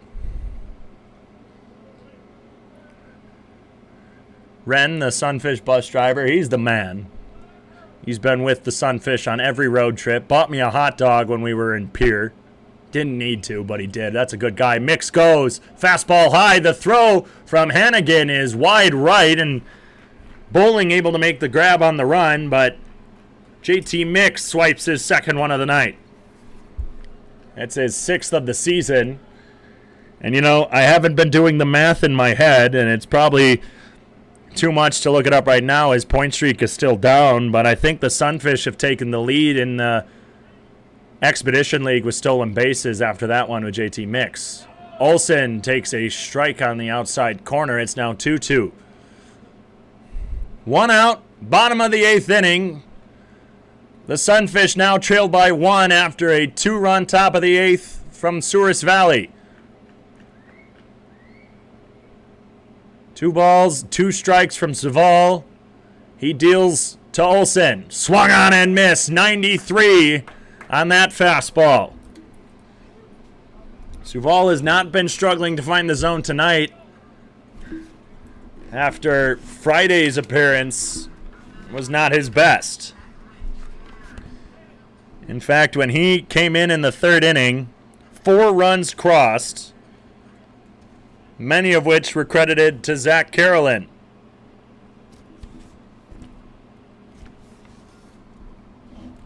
Pitch to Declan Beers.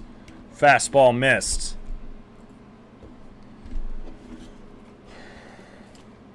Beers still looking for that first hit of the day. He's 0 for 4 after lining out to second to double up JT Mix. And Mix back on second base in danger once again. A breaking ball. Misses high and away. It's 1-1. That's the first breaking ball we've seen in quite a bit. Looked like a changeup. 80 on the radar gun.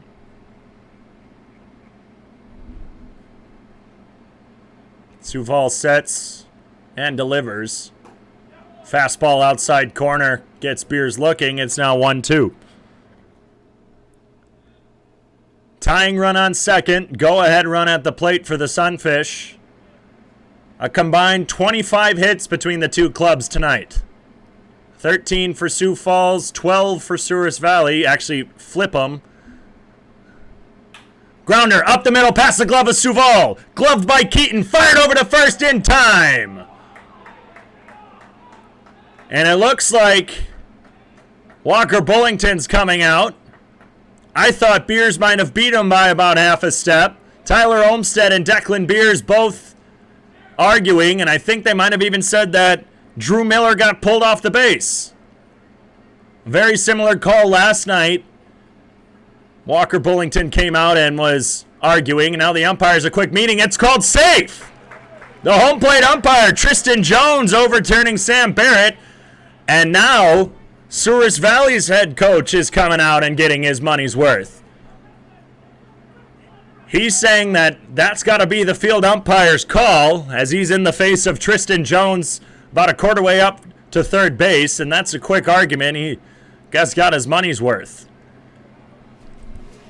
So Declan Beers runs one out on the infield, and now runners at the corners with 2 outs. The entire Sabre Dogs team came off the field,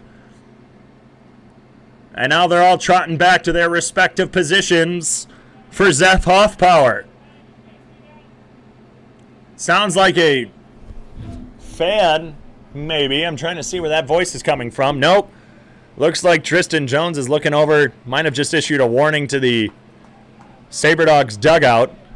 Someone is saying, hey, you can't see that at home. Well, sorry to say, you kind of can. From home, you got that nice clear view of first. And Hoffpower is drilled.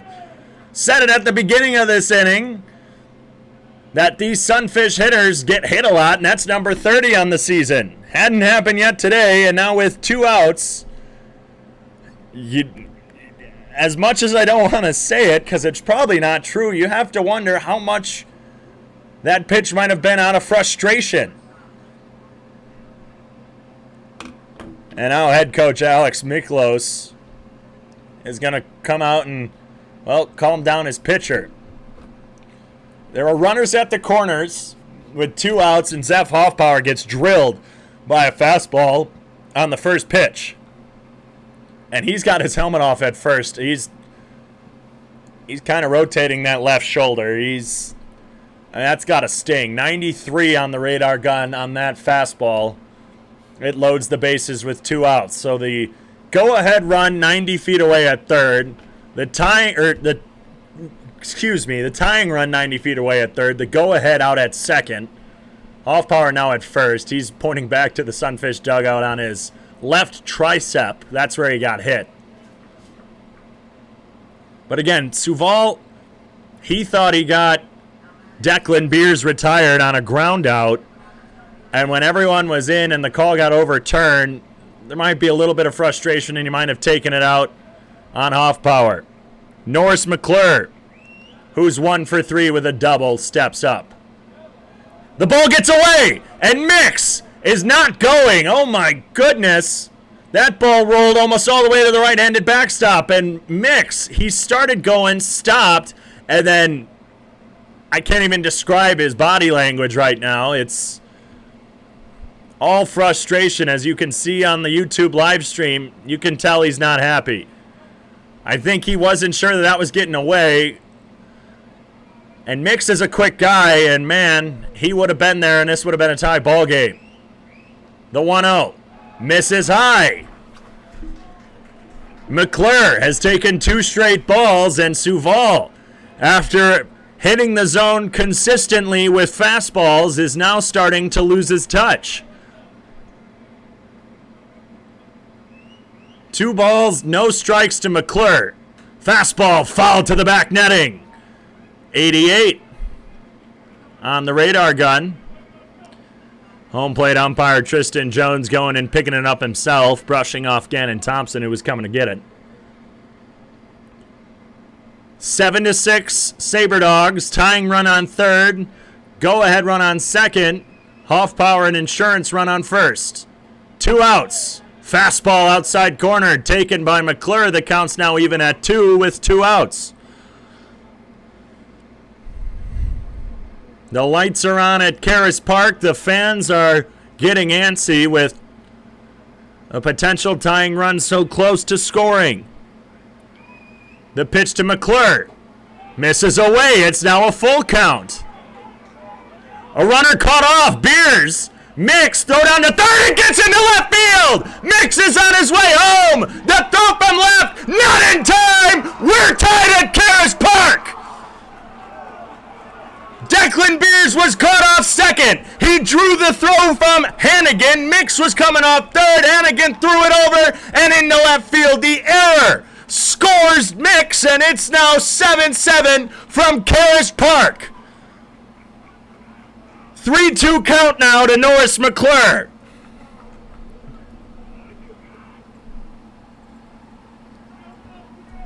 And that's another error for this Sabre Dogs team. Their second of the night is that one thrown into left field. Good backup by Caden Schwabe. The payoff pitch, grounded left side into the glove of Brewer. He fires over to first. It's scooped out by Miller.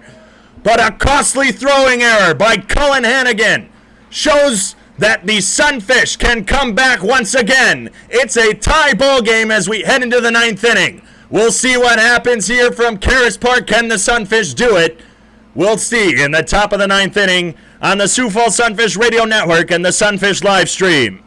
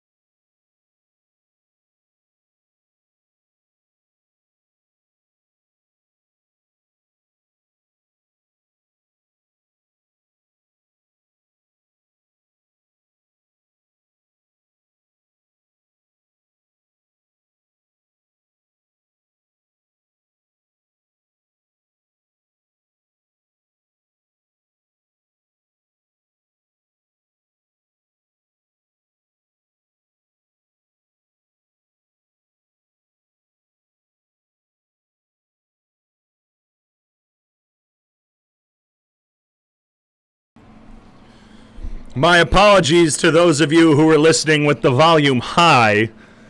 I know I screamed fairly loud on that call that scored JT Mix.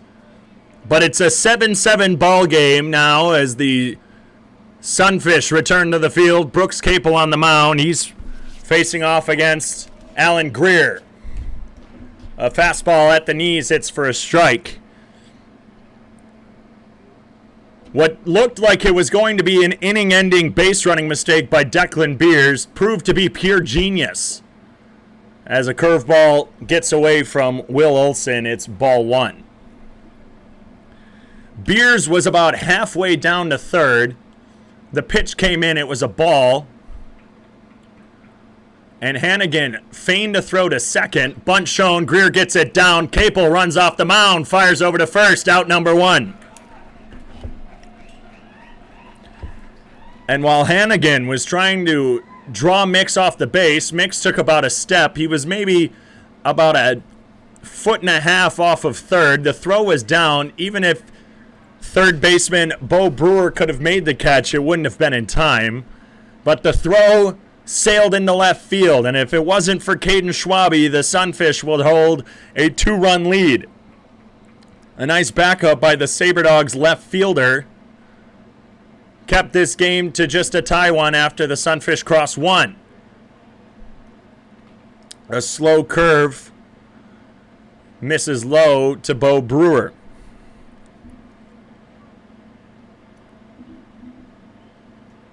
Grounder, right side, Mix plays it off the second bounce over to first for out number 2. That's the third time today that the hard-hitting Brewer is retired. He singled and scored in the first and fifth. And Capel, who came in for just a one out of relief in the eighth, has now put 2 away in the ninth. Dalton Bowling, who kicked off that 2-run eighth inning with a single, now steps up with 2 away. Capel winds and delivers. A curveball misses outside. That had a nice bend to it. 75 on the radar gun.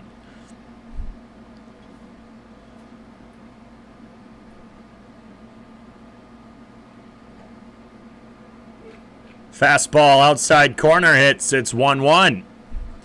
7 runs, 13 hits, and a costly second error for the Sabre Dogs. 7 runs off 13 hits, no errors for Sioux Falls. The 1-1. Curveball in the dirt, bounces off the plate. It's now 2-1 to Bowling. The Sunfish with just 19, or actually, correction, that's Souris Valley. 23 errors for Sioux Falls. Is 9th in the Summit League. I think I actually wrote those backwards. The Sunfish have 19. The Sabre Dogs have 23. They're now up to 25. I think I just wrote that wrong in my scorebook. But a foul to the backstop brings it to a 1-2 count now to Bowling. Time is called. It's actually 2-2. Correction, our scoreboard now operating. Or getting updated, excuse me. Point streak is still down. Grounder, right side, Mix, drifts to his left, fires over to first. 3 up, 3 down.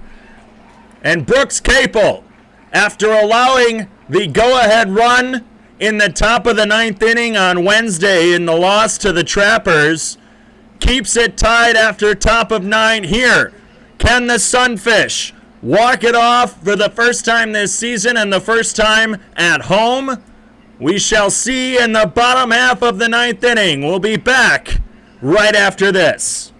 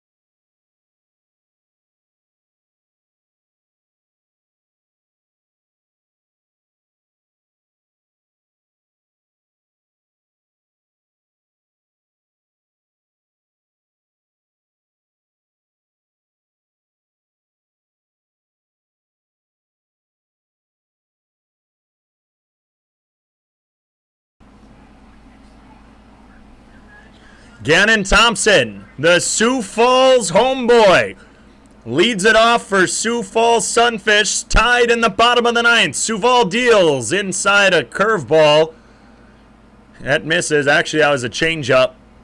It's 1 ball, no strikes. The Sunfish tied it up on a costly throw by catcher Colin Hannigan. A fastball hits at the knees. It's 1-1 now to Ganin Thompson. But the throw down to third, sailed into left field, scored JT Mix, and that's why we're tied in the bottom of the 9th.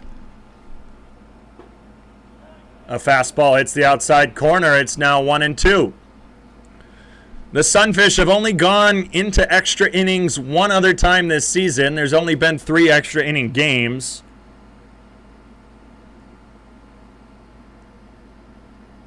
It's 1-2. Thompson swings and misses on the fastball. 1 away.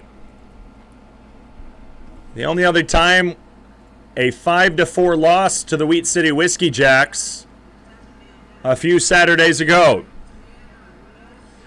Tanner Wilson, who has reached on 2 errors today, yet to get a hit. He's had 3 multi-hit games. Tonight he might just have to settle for one. A fastball jams him as he fouls it back to the netting.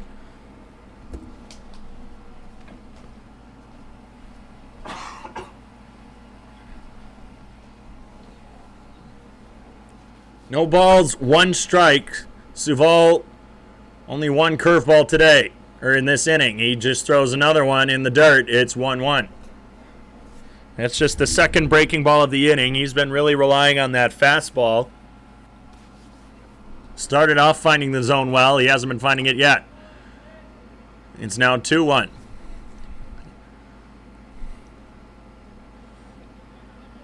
Started off the 8th inning with 2 strikeouts and a walk. Before Mix ends up scoring, a fastball misses away. It's now 3-1 to Tanner Wilson. With 1 out, Wilson marks the winning run. Jonathan Brandon in the on-deck circle. This one drilled into left center field. That's going to fall for a base hit and roll to the wall. Tanner Wilson on his way to second. He's going to round and try third. The throw to the cutoff man, now to third. He got him. Walker Bullington immediately out. That's an out call from field umpire Sam Barrett. Oh boy. You don't have the best view from all the way up here, but that was a good throw from center field from Alan Grier. A good throw from cutoff man Dalton Bowling, but the tag by Brewer, I think I don't know if he got him. That might be a little biased talking, but Wilson, it looked like his toe hit. It looked like the tag was closer to the knee. The out call stands. And that's a tough call to be making with in a game like this. Sam Barrett has had some bad calls in the past couple games. This one, I mean, it's a tough bang-bang. I've been an umpire before. And obviously on some of these bang-bangs, it's a little tough to call. And when you're in the moment, every umpire dreams of having that nice punch-out. But on a play like this, in a close game like this, Jonathan Brandon takes the first pitch high into center field. Drifting back is Grier. He camps in front of the warning track for out number 3. That would have been a sac fly. Wilson would have scored. We're headed into extra innings here from Karras Park. It's a 7-7 ball game. We'll be back on the Sunfish Radio Network and the Sunfish live stream.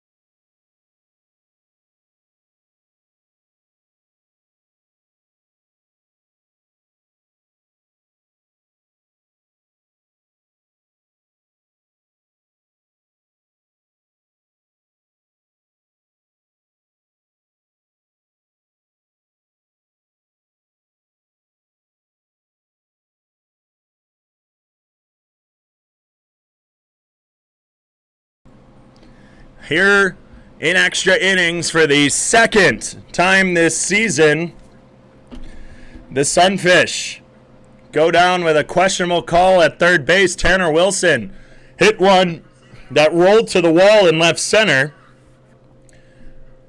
and tried stretching a double into a triple, but was called out on what was a bang-bang play, and I think it was close. Of course, in extra inning rules, a runner starts on second.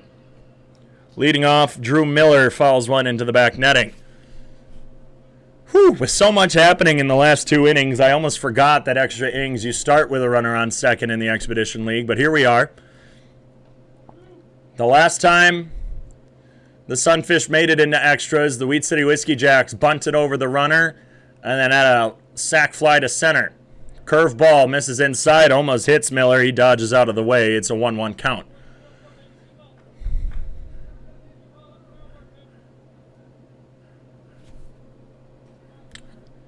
And I'm a little confused as to why Sam Barrett is standing behind first base in the umpire position when there's a runner on second. He's usually supposed to be in the field for that. Grounder right side. It's back to the right side netting. It's now 1-2.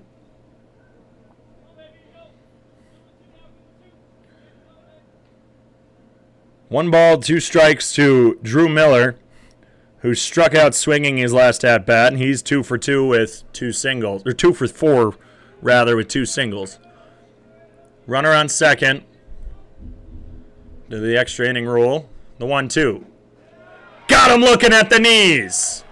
The curveball froze Miller, and there's one away in the top of the 10th inning. It's just the 4th game of the season in the Expedition League that has been played in extra innings. The Sunfish in their 2nd game, and it looks like first base coach for Souris Valley is pointing to the field, and it looks like JT Mix at second is also pointing to the field, as if to tell Sam Barrett to get out there, or I don't know if they're pointing at something in left field. Nope, there he goes. And fans, if that if that doesn't tell you something about our field umpire, I don't know what does. There's a runner on second base, and it takes until 1 out for him to get into the field. That's all I'm going to say on the matter.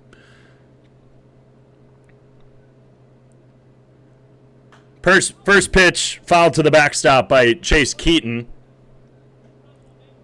He singled and scored in the 8th inning. That 2-run 8th inning that put the Sabre Dogs up by 1 before Sioux Falls tied it up in the bottom half of the inning. Runner on second, 1 out. 0-1 to Chase Keaton. Brooks Capel still on the mound. Time is called now as Capel was taking a long look into Will Olson. He's now asking for the signs again, is Capel. And that runner on second is Dalton Bowling. He was the last recorded out in the 9th inning. Curveball blocked by Olson in the dirt. It's now a 1-1 count. Arizona has extended their lead over Ole Miss. It's now 5-1 in the bottom of the 4th from Tucson. The Ole Miss Powder Blues matching similarly to these Souris Valley ones. The 1-1. Fastball outside corner hits.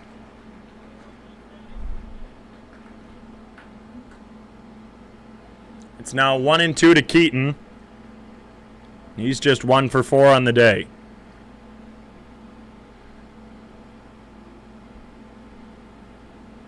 Capel looking in long. Checks back at second. Mix not covering. McClure playing deep at short. Curveball blocked in front of Olson. It rolls into play. A good stop by the Sunfish catcher. He hasn't let much get by him today, and you can tell a breaking ball and mostly that curveball is coming because Olson's one of those catchers who his left leg goes flat on the ground straight out. A 2-2 now. Looks like it's going to be a fastball. Oh, nope, there goes the leg. It might be a curveball. There it is. Curveball got him. Or actually 87 on the radar gun. That was just a fastball low. Back-to-back strikeouts to start off the 10th inning. One looking, one swinging. And Ethan Moore, who is 0 for 3 today after being hit by a pitch to load the bases in the 8th, steps up with a runner on second base. It's a 7-7 ball game in the top of the 10th inning as Will Olson speaks with his pitcher on the mound. Well, how did we get here? The Sabre Dogs scored 3 after their top 3 reached on singles in the first inning. one of which was driven in by a sac fly, the other two off of a single off the bat of Drew Miller. The Sabre Dogs wouldn't score until a 2-run 5th inning. And then a 2-run 8th inning brought them to 7. They took a 1-run lead after that second 2-run 8th inning. The Sunfish would go 2-1-0, 2-1-0-0 before scoring 1 in the 8th to bring it a 7-run game. Swing and a miss on a pitch low. It's strike 1 to Ethan Moore.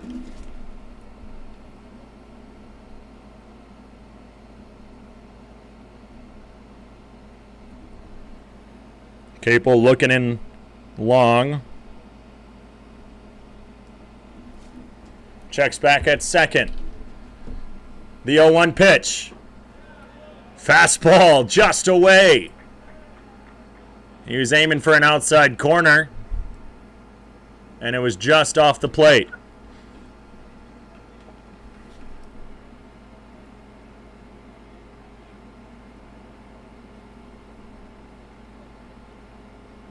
Eight strikeouts tonight for Sunfish pitching. Runner goes to third. Foul to the backstop. It's now 1-2. Dalton Bowling has to head all the way back to second. And with 2 outs, the Sabre Dogs now starting to get a little bit aggressive. If somehow Moore can find a way on, or even on that hit and run, if Bowling's going, then that run will score and put the Sabre Dogs ahead in extra innings. Even on a ball, if he gets to third, then another base runner might allow that run to score if we get to a new at-bat. The 1-2. Pitch misses high. It's now 2-2.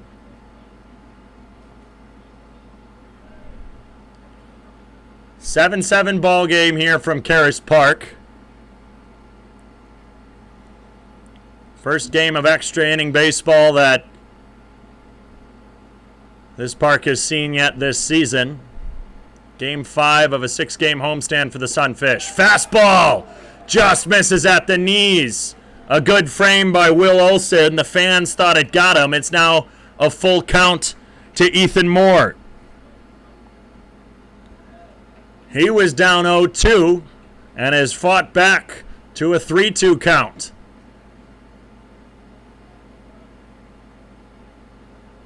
Looks back at second. The payoff pitch from Capel.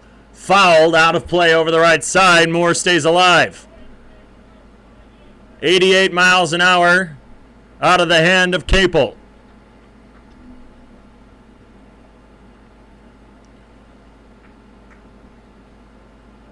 Not as high scoring as yesterday's 18-13 marathon, but the hits have been falling. 13 each between the two clubs. The payoff pitch.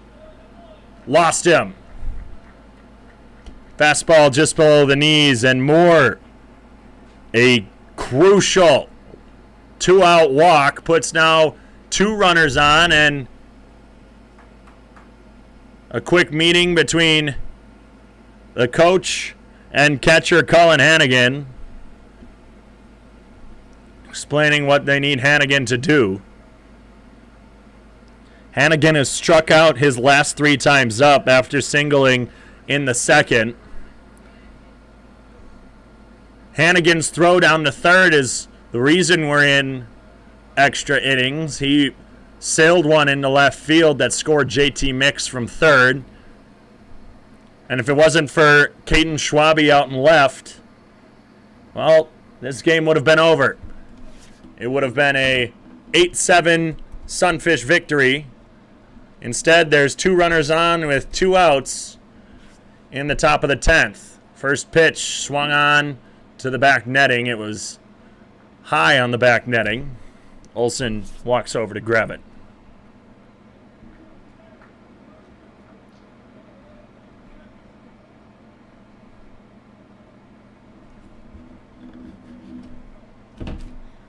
An 0-1 count to Colin Hannigan, who struck out his last 3 appearances. Oh, point streak is back up. Glory, glory, hallelujah. We got it back up and going in extra innings.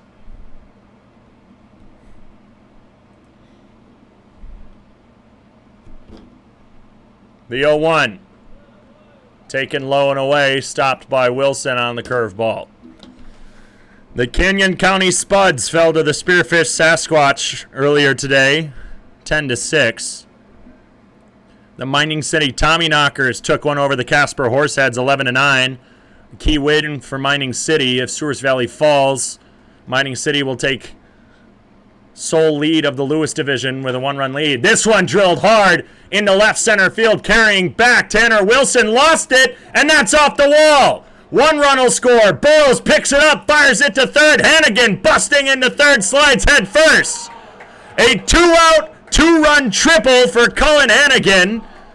That was absolutely crushed to left center field.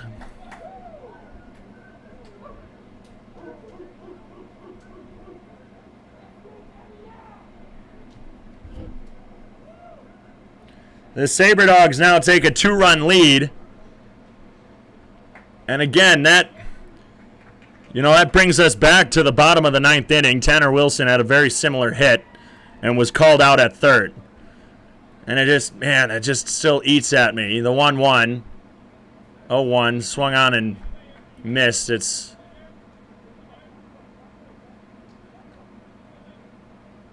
now 0-1 to Jaden Schaefer. Actually, this might be someone new. Jared Breedwell pinch hitting now in the top of the 10th. Curveball misses away. But Tanner Wilson was called out at third on a very controversial call by field umpire Sam Barrett. Now again, you can't hold it on that. You can't make it. It was a bang-bang play. You can't hold on to it. But, if 1 out, Jonathan Brandon flew out to center field, it would have been a sac fly. But instead, now we're in the top of the 10th, and it's a 9-7 ball game. Pitch misses. It's 2-1 now to Breedwell. Cullen Hannigan, who didn't have a triple yet this season, scores 2 in the 10th inning. A fastball blown by Breedwell. It's now 2-2.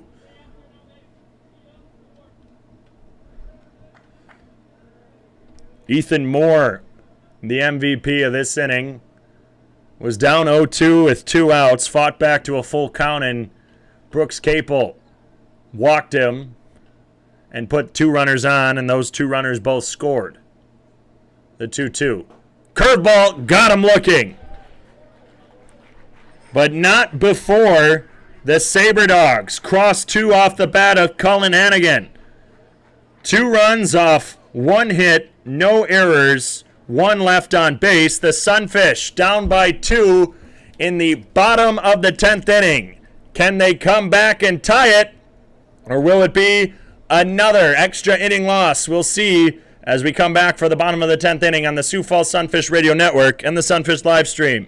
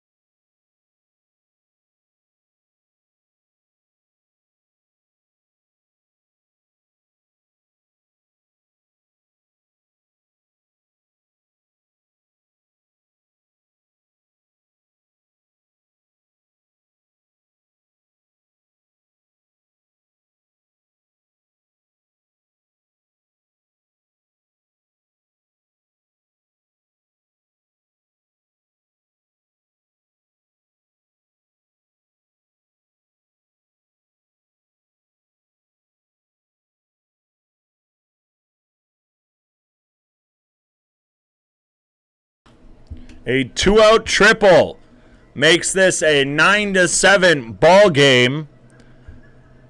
And the Sioux Falls Sunfish, who are leading off with their 1-2-3 hitters, face Jackson Kirkpatrick.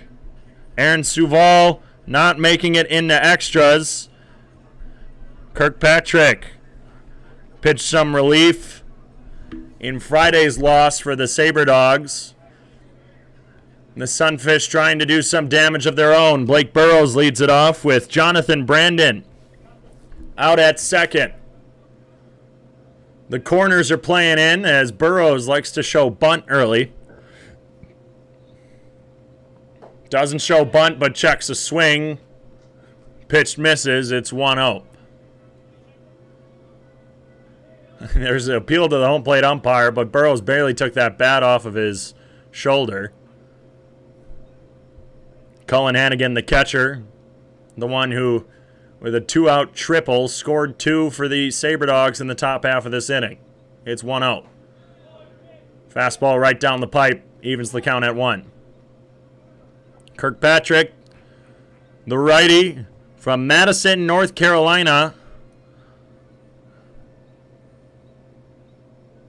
From Western Carolina University, 6'6", 215. Towering over just the 5'8" Burrows. A delayed strike call on the breaking ball hits on the outside corner. Burrows down 1 ball, 2 strikes.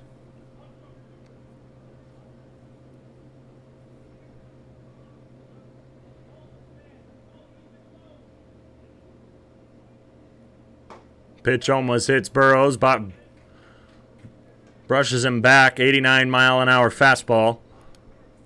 On the inside corner, it misses 2-2.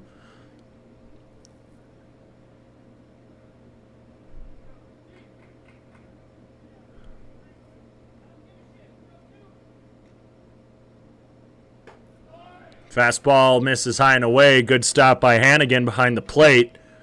Any ball that gets to the backstop sends Brandon over to third.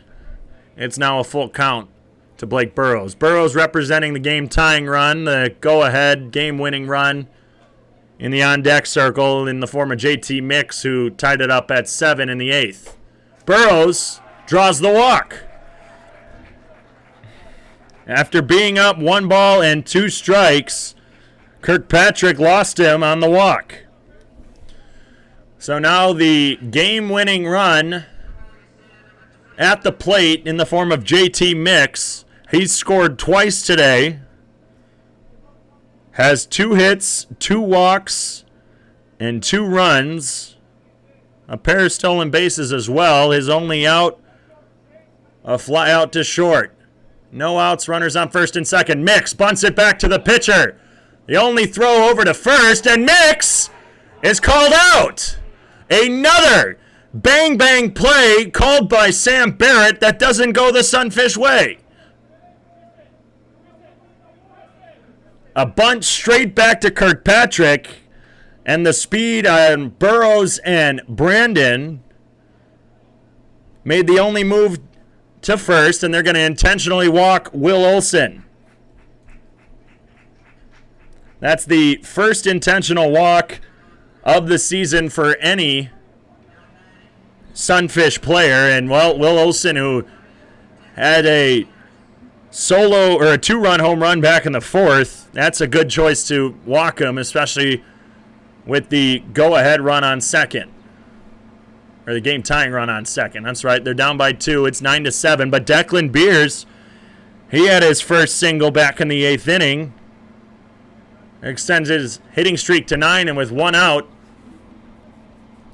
he's got the game-winning run on first base. Kirkpatrick calls time, or maybe it was Hannigan.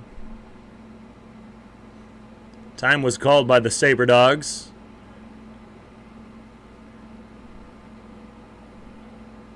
Jonathan Brandon at third.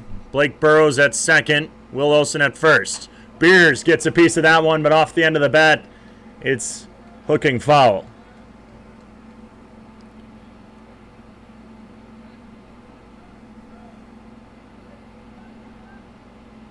Beer's a lefty. There's a huge gap in left center field. If he can put it in the alleyway, Olsen might get over to third and potentially score. The 0-1.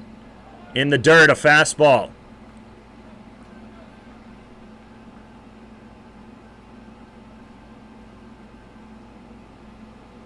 It's a 1-1 count now. One away, bases loaded. A 9-7 ball game. Beers off the end of the bat to the back netting. 87 on the radar gun.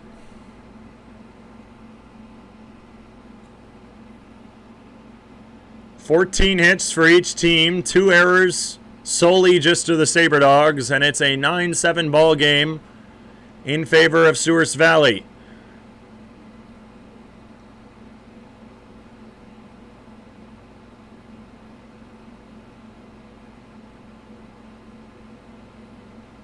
The 1-2. Beers drives that one into left center field. That's going to fall for a base hit. 1 run will score. Olsen's on his way to third. The center fielder falls, and Olsen's going to get the stop sign at third. Alan Grier fell trying to get the ball at the warning track. And a double by Declan Beers ties this in the bottom of the 10th inning.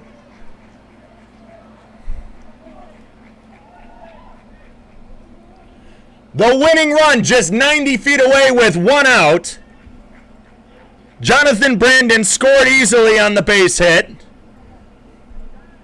Will Olsen made his way all the way to third. Grier slipped. Otherwise, I think Olsen might stop at second. And the stop sign was put up by Coach Lane Hovde, not wanting to risk getting a second out. Zeph Hoffpower now intentionally walked to load the bases once again. A potential double play ball, but Norris McClure steps up. He has a double on the day. A long fly ball wins this. He gets a piece of that one, but it's foul over the football complex. It bounces actually back into Karras Park. 1 out. A huge double by Declan Beers.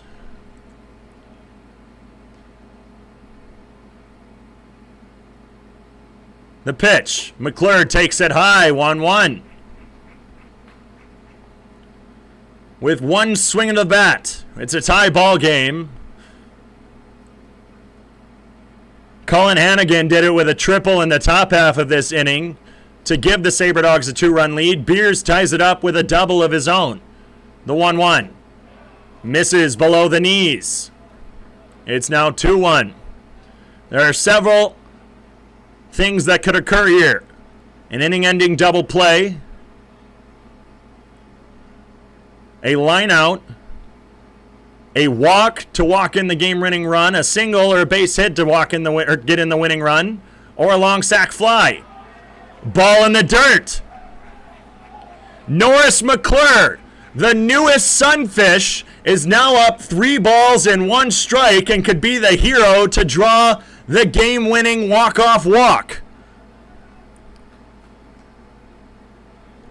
2 intentional walks. Put some runners on, and here's the 3-1. He walked him!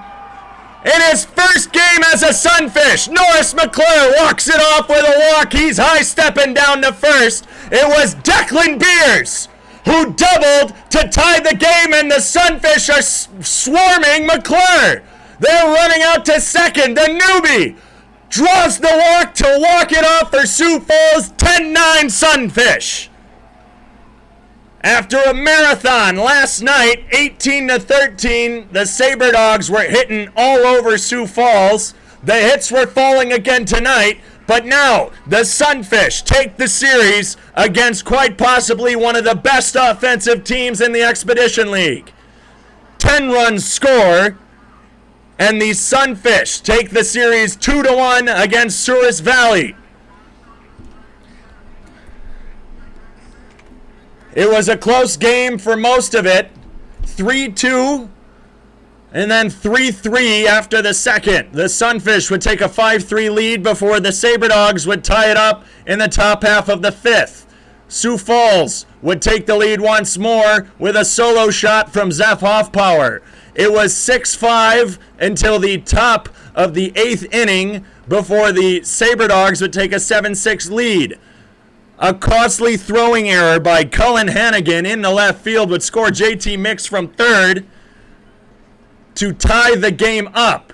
And it looked like the Sunfish might have a chance on what would have been a triple by Tanner Wilson before he was called out. And a extra innings game happened at Karras Park. With a runner starting on second, Brooks Capel got 2 strikeouts before a costly walk to Ethan Moore would put 2 runners on. And with 2 outs, Cullen Hannigan, who let the game get tied off of his throwing error, tripled to put the Sabre Dogs up by 2 for what they thought was the game winner. But no, the Sunfish, they were not down for the count yet. Jonathan Brandon started at second. Blake Burrows, a key leadoff walk on a 3-2 count. JT Mix grounded out on another bang-bang play at first. That would have been the bases loaded with no outs. But with 1 out, they intentionally walked Will Olson before Declan Beers drove one deep into left center field for a 1-out double to tie the game.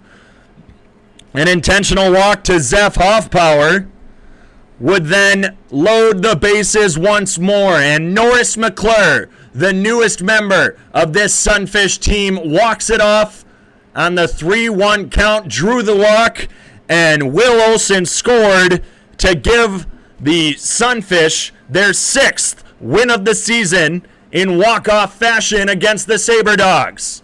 The Sunfish are now 1-1 in extra innings. They take the series against Souris Valley before having tomorrow off. They host Pierre on Tuesday. The Sabre Dogs fall to 10-7 and are now a game behind the Mining City Tommyknockers, where the Sunfish improved to 6-10. It's been a heck of a day, and thank you for joining us for all of the action on the Sunfish Radio Network and the Sioux Falls Sunfish live stream.